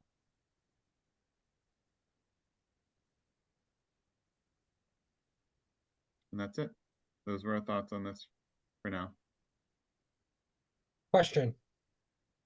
So the financial losses we'd have, or I guess I should say, it's not collecting a sewer charge, correct? That you're seeing, that you're showing? Yeah, that's what we're showing. So those dollars on that prior table with the 13 rows, yes, that That's was what you're all showing. sewer impact only. Yep.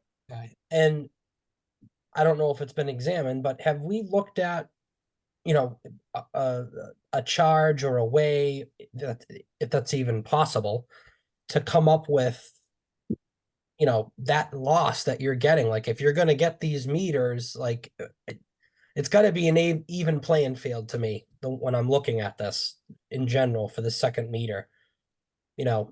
Again, watering your lawn, filling your pool is a luxury. And I have no problem with someone getting a second meter, but they should be taking care of all of the costs of that. People that don't have a second meter, I don't feel like should be paying more for their sewer rate or charges because of that. I don't know. Is it even possible to like come up with some type of charge to go with it? Can I make an assumption, or Sure. can I restate that? Because I think where your head is at, where you asked the question of where I thought we were going to ask for a little direction here by having this conversation. So I think what you're getting at is, can we, to the best of our ability, calculate what the potential impact to the sewer may be, and then shift that, right? So to take that impact on the sewer and then recapture it on the water side. So Right. balance out the scale a little bit. So for every impact of $1 on the sewer end, can we build something out that would then have an equal impact in the adverse on the water end, I think is what you're trying to say. Yeah, it's got to be even to me. And now are you saying, and just to clarify, just for these accounts or in general? Like overall, so are we saying other users would pick up the slack, or it's just for these accounts? So that's a question for the group. So that's one of the things, we would need to iron out. we're using these accounts and this is kind of a lane to operate in, right? Right. If I may, and again, I'm the new one here, I think, again, correct me if I'm wrong. I think the reason people are asking for this is to save money, right? So they're saying, hey, I want a second meter, you know, because I'm watering my lawn and it has nothing to do with the sewer, right? So it's going into the ground, like the town's not processing my irrigation. And again, I agree. I'm not saying it's not a luxury. I think that's the reasoning behind it. But So the I town's think still getting charged for that water. That's what I'd remind them. We're still Right, getting, right. Oh, absolutely, right. And I'm just trying to, I think that's where people are coming from though, is saying, you know, fine, charge me the water, but I shouldn't have to pay as much sewer rate because it's not using the town sewer. I agree with you there.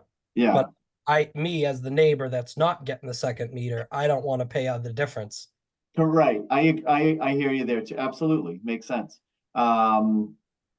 I know, and this is, but I guess at the end of the day too, if we're all just gonna come even, then we probably shouldn't do it. Because it's a lot of work for a lot of people, unless we're trying to help the plumbers in town. Right, yeah, I mean, That's a good point.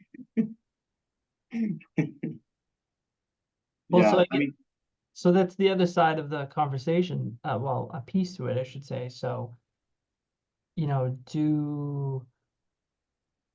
is this get treated in such a way where you design something that may end up helping the water enterprise that would change the rate setting process next year? I don't know.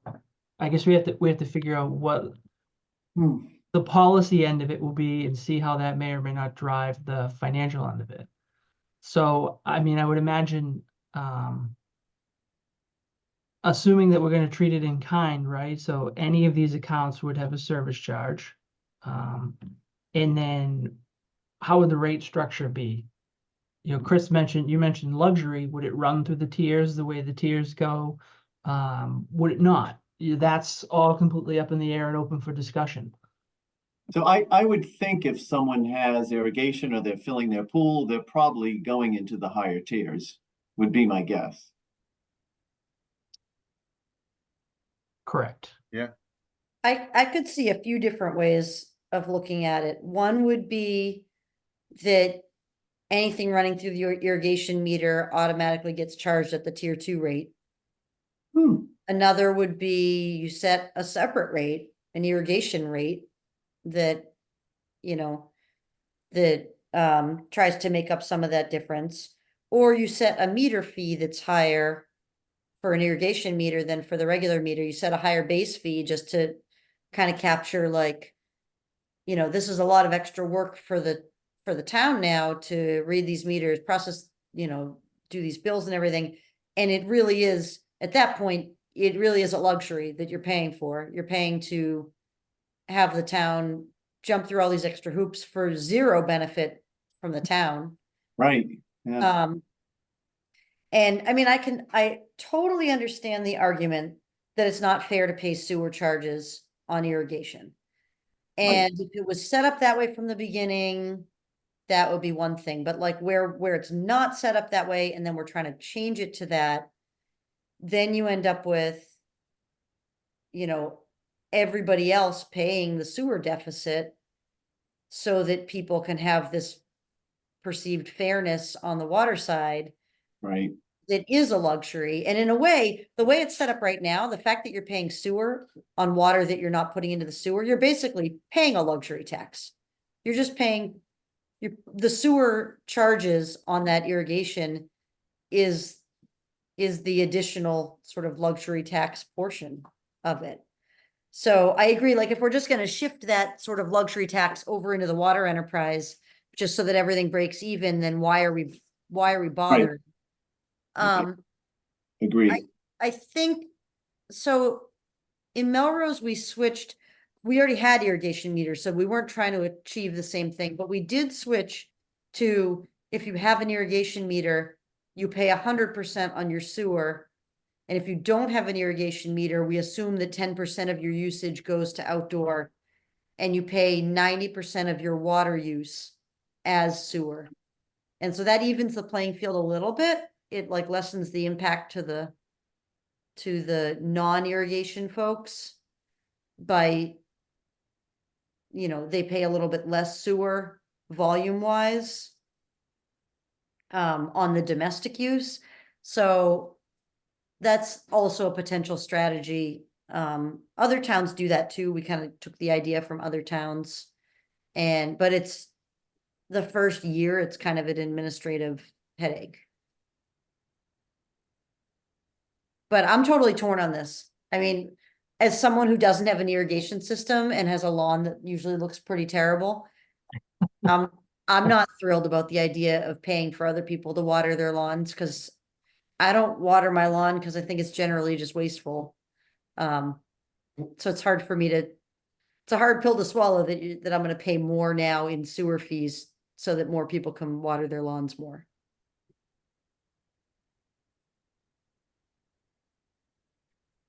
And for me, it just comes to the majority of the people. The majority of the people don't have a second meter. I don't feel like the majority of the people should, pick up the slack for select others that want a luxury. Now, if we could find a rate or something that makes that balanced out, then obviously that's a different discussion. But it definitely, it's alarming picking up someone else's bill, so to say. I don't know if that's the fairest thing. I do understand why people want a second meter, like everyone was saying, but at the same time, I don't feel comfortable with other people picking up the bill on something like that unless we could come up with some type of charge or something that makes it an even playing field. Now, Elena, I don't know, how long have you had that percentage off your bill? Has that been like a year yet in Melrose? Yeah, it's been like 6 years. Oh, wow. Yeah. And it works fine. It's kind of a one-time adjustment and then it just stays that way afterwards. It's not a big deal. So And every again, year is it 10, like they pay only 90%? Is that what you were saying? Every bill, when Every you bill. get your water and sewer bill, your water usage is shown as, 1,800 or whatever it is.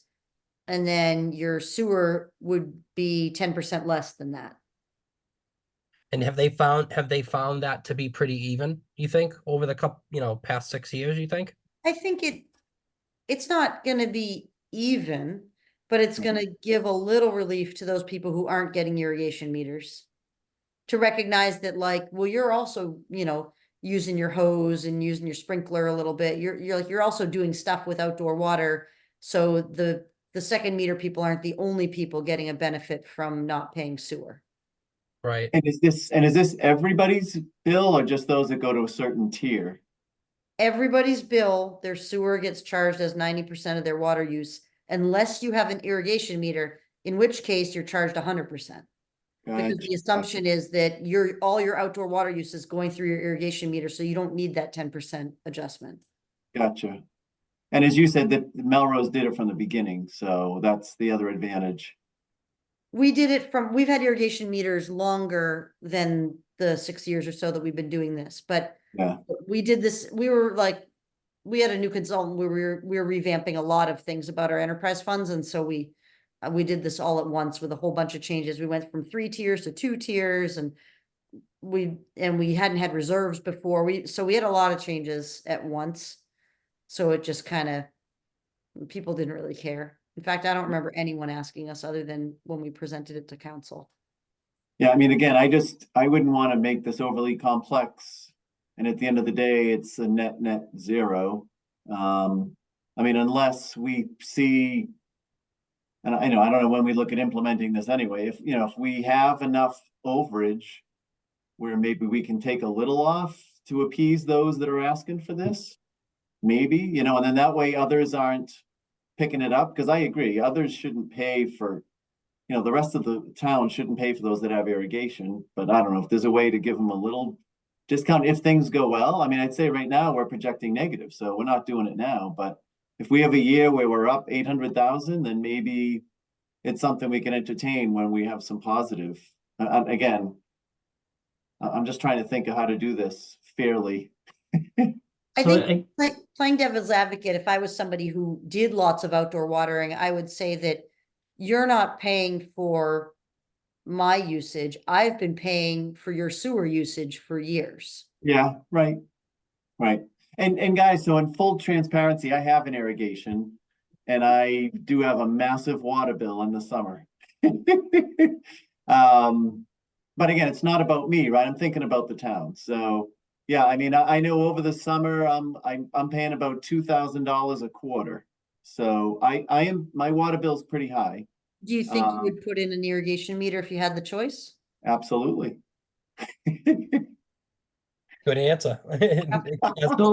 So let me ask you this, to Shane's point. I guess that's the exercise we have to do before we talk again then. Is there a way to offer someone like Shane relief and cover the gap that may come out of a change in policy? But I guess to build a scenario to that, what are the rules or what are the parameters, the lane that we should be, and myself and probably Matt should be operating in? Do we want to just apply I'll call them the domestic rates, in kind and try to do it that way? Do we want to prioritize it or change? Do we want to say that it's only tier 2? Do we want to do something different? I guess that's what we're looking for, really, is a couple of the pieces that'll help us build out, hopefully a projection. I mean, Definitely think the base fees need to be at least what they are for a regular meter, if not more, because you're definitely adding a lot of administrative hassle. And I think we might have said this before, but I also think the homeowners should have to own the meters, own the plumbing, own repairs. Like Yeah. we I should agree. get in the business of irrigation meters, Agreed. maintaining them and 100%. So that was brought up in the policy document that we reviewed a little while ago. The only thing that I would add to that, it might not probably be for tonight, but is the question of whether or not should there be some sort of follow-up or sunset to when a meter should have to be replaced or re-inspected or something like that. What's the average life on them, Joe? Like a water meter usually. I mean, generally, you probably want to replace them every 10 years. give or Yeah. So, take. yeah. Do you make a policy? Hey, every 10 years you either gotta, replace it or get it inspected or. I mean, that's what I'm wondering and I agree, like the owner should pay for it. Again, I don't know if we want to tie up town resources either, but maybe there should be an inspector that just comes, if they could come by and again, I don't know the answer to it, but just to make sure it is running properly. All right, so how about this? If we were to put together something that tries to accomplish all those goals, I'm going to say the consensus of the group is that you want to see a service charge applied to each account. Yep, I agree. Okay. In kind, I guess we'll use fiscal 24, or actually we can actually even use the proposed and do stuff that was just discussed. Do you want to see anything different than in kind? Well, let me ask this question first. So as far from a rate standpoint, does the board want to see some projections where irrigated water is charged the same rate as domestic consumption? So 1, 2, 3, 4, No, I mean, again, I think it should be a higher tier, right? I don't, I agree, it's a luxury, right? So it shouldn't be done at the base rate. it must all be the higher tier already though, right? Yeah, There must not be people irrigating who are still in tier 1. You're not tier 1, Shane. Sorry. I am definitely not. I think I might touch near tier 4, to be honest with you. And well, this is what it's all about though, guy. I'm glad there's 3 of us, right? This is what it's all about. It's a nice, Right. this is how it works. I love it. This is all good. Healthy discussion. So what do we do for people who are grandfathered in with these meters? Yeah, that's a good question. they just get whatever the water rate is applied to it. And they don't Oh, get they- charged a second meter fee? So they don't get charged any sewer if they have this other meter already? The only difference should be the sewer. Oh, wow. It's water only. But they Wow. don't get charged a second meter fee for having a second meter? No, there's a service charge on that. Well, there is. I wish I got in on that. How long ago was that? Mid 2000s. I can tell you exactly when the moratorium was lifted, but I think it was the early 2000s. And what I'm unclear on whether it was done for financial reasons or it was done for being up against like the water conservation standard or something like that. That part isn't exactly clear. So they were allowed just for a period of a couple of years, or they had been allowed historically and then they just stopped allowing them? No, so it's actually gone a couple different ways. So they were allowed for a period of time, then the Board of Public Works put a moratorium on it.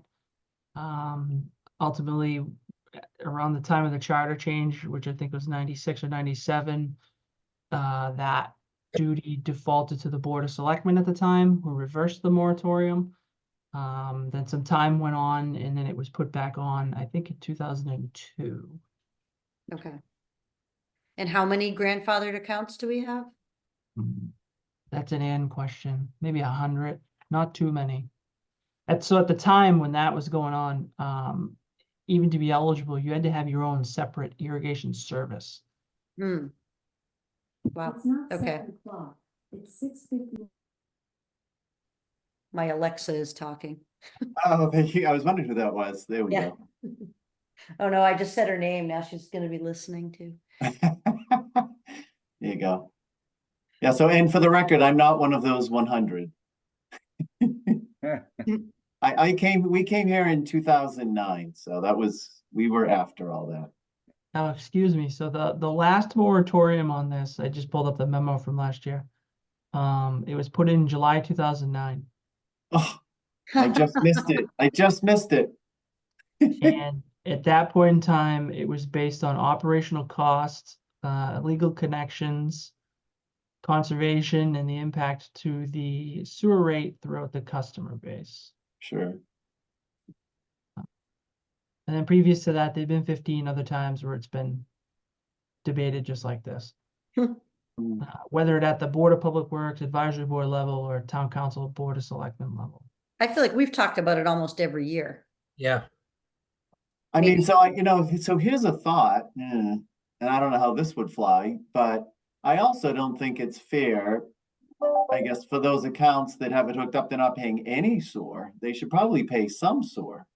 Like, I don't know if we could add to that. I mean, again, that won't go over too well, but Well, they're paying no sewer though, because they have a separate service that only does irrigation.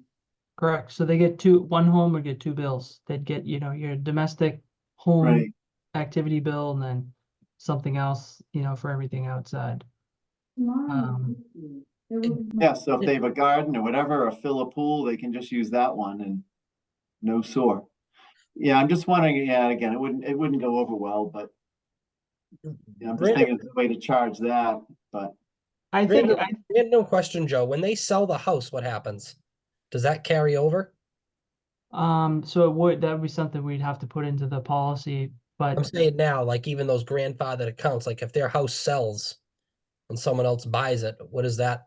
Does that you just carry on operating or does it change?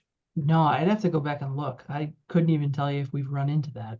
That's something we could look at too. If these accounts come up and the houses come up for sale, I don't know if there's something you could do there or you could tie them Yeah. back in.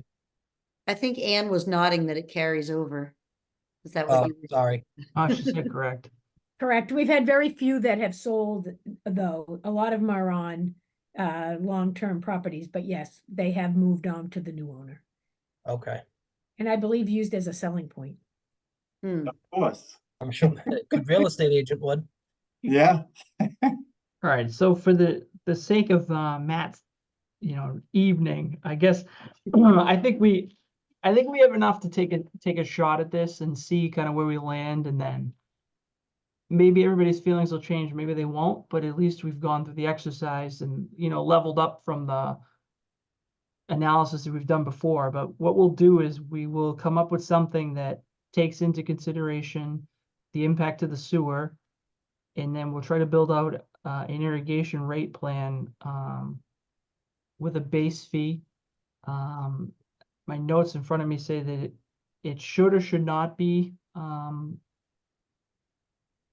more than what is currently in place. Do we want to see its own separate thing, or do you want to see it fall in suit with the domestic? From an accounting standpoint, or I guess an account management standpoint, it might make it easier for someone like Anne if we only had one table to work off of, but I can totally see a reason if you want to change it. I could see leaving the base fee the same so that it doesn't, like having just a second base fee that's the same amount, so it doesn't become too complicated. But if we feel like those accounts are sort of an administrative headache, then we could just have some administrative fee that's charged for irrigation accounts. All right, so we'll work on that. And then related to flow component. Tiered rate, flat rate, Tiered, I think. No, Yeah. Yeah, I would say just keep it tiered, right? leave it tiered, just have it all part of the same, but tiered on top of your existing usage. Like if it's charged as two separate accounts, I don't think you should bump back to tier one for the first 1,000. Right, I agree. Yeah, Good it's a point, total. Elena. Yeah, you look at the total. I totally agree with that. Yeah, that's not fair to start over again. Yeah. so then is it safe to say that we would run these accounts 2 through 4? Is that what you're saying? I think you would run them as total water usage, like you'd have to run it as all one account. They Yeah, won't I be in tier agree. one. They won't be in tier one after they run both anyways. So you're Yeah. probably right, Joe, that you know, 2 through 4, or wherever it lands, really. Isn't that Right, hard to I do agree. from a- Yeah. Hard to do from, maybe Ann could speak up. Is that hard to do? I mean, you have two separate services really, and you're combining them in the system. It might be hard to do that unless you do it manually. I can only picture that being done manually. I was just trying to think of how I would get the sub-meter read and then subtract it from the domestic read. But you'd be adding it though, wouldn't you? Well, we'll do a set, so say I used 8,000 cubic feet and 4,000 was inside the house and 4,000 was outside. I mean, That would be calculation, wouldn't that be two separate reads? Well, I guess it all depends. I mean, with the existing meters, the way they're set up, it's two separate reads. But if we started allowing this again, are we talking about them being a deduct meter inside the house, since we're not requiring them to have a separate service? So it would be a subtraction from the total to subtract off of I the think you would have to. Yeah, I mean, if the methodology back when they required separate services for it was to impact, or at least to make it so you had to have some sort of investment into taking part in that, you know, right, wrong, or indifferent, I guess, whatever the methodology was, myself personally, if there's a way to do it inside the home that doesn't require trenching up all the streets in Wakefield, I'd probably go that route myself personally. Yeah.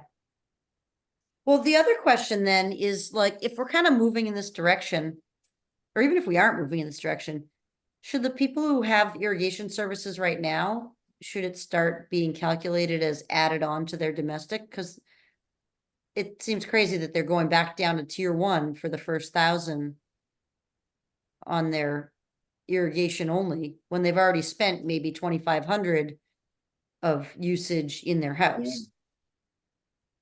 That's the Right. proper way to do it, but that is a little bit of a nightmare for Ann in her position. She'd have to add those two numbers together. Huh. It was different when it was just a flat rate, right? Now that you're in the tiered system, it matters. Right. Wow. Yeah. Yeah, those systems really paid off when you think about it. Wow. So Elena, what if we build out something where we project just a deduct only scenario? Yeah, and then we just have to deal with the grandfathered accounts. I mean, you might have to start doing those manually if this Um, were to take effect. Yeah, I mean, would be another conversation for another day, but you know, you could ultimately set something up where those might sunset, and you would have to flip to a deduct. If that's the way the policy goes, it's gonna be painted with a broad brush, so it'll be town-wide. So we'd have to figure out some way to kind of work all that in. Hmm. Okay. I think for me, I have enough to at least kind of brainstorm with Matt and Ann and throw something together that at least put some visuals to this conversation. I hope that nobody got any more confused than what already is very naturally easy to do with this, but believe it or not, from our standpoint, or from my standpoint, this has actually made it a little bit more clear as far as direction is concerned.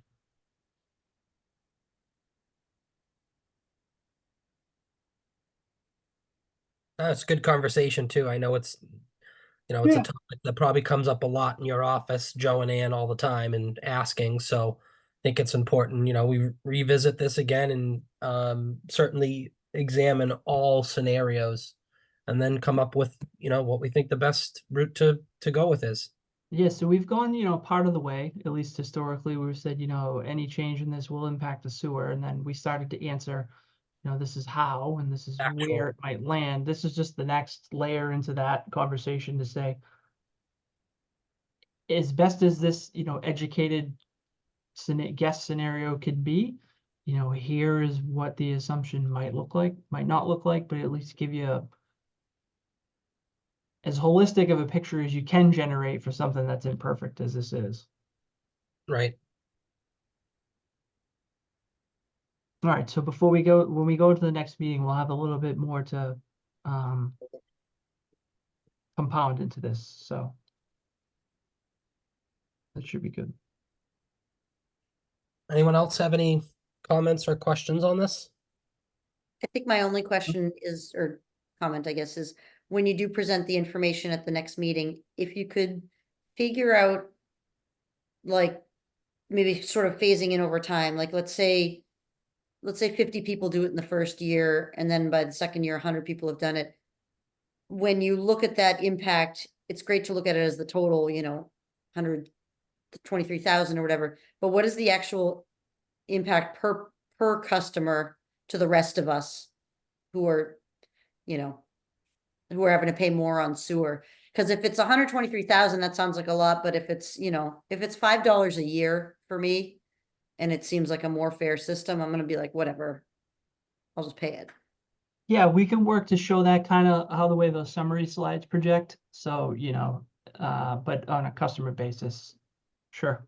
We might, I mean, again, I don't know the order, we might want to have it first, because Matt, you said you'd have to leave early on the 10th, so maybe this is something we have like a working chart, right? Like we did tonight, where we can kind of go through and look at different scenarios live. So maybe it's what we cover first on the next agenda item. If Matt can kind of manipulate it, is, we try different scenarios.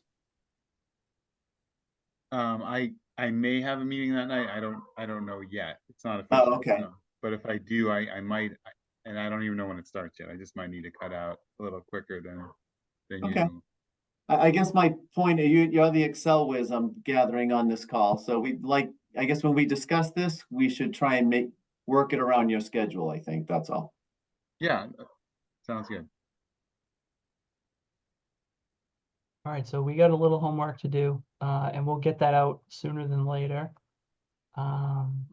Thank you, and I don't have anything more on this unless anybody else does. No? Nope. I No. just hope you guys don't think less of me. Not at all. Blame you. I don't blame you. No, but Shane, it doesn't go understated. You have a good perspective in this. Yeah. Yeah, that's and that's the important. benefit of a board like this where we have Right, variety. no, I agree.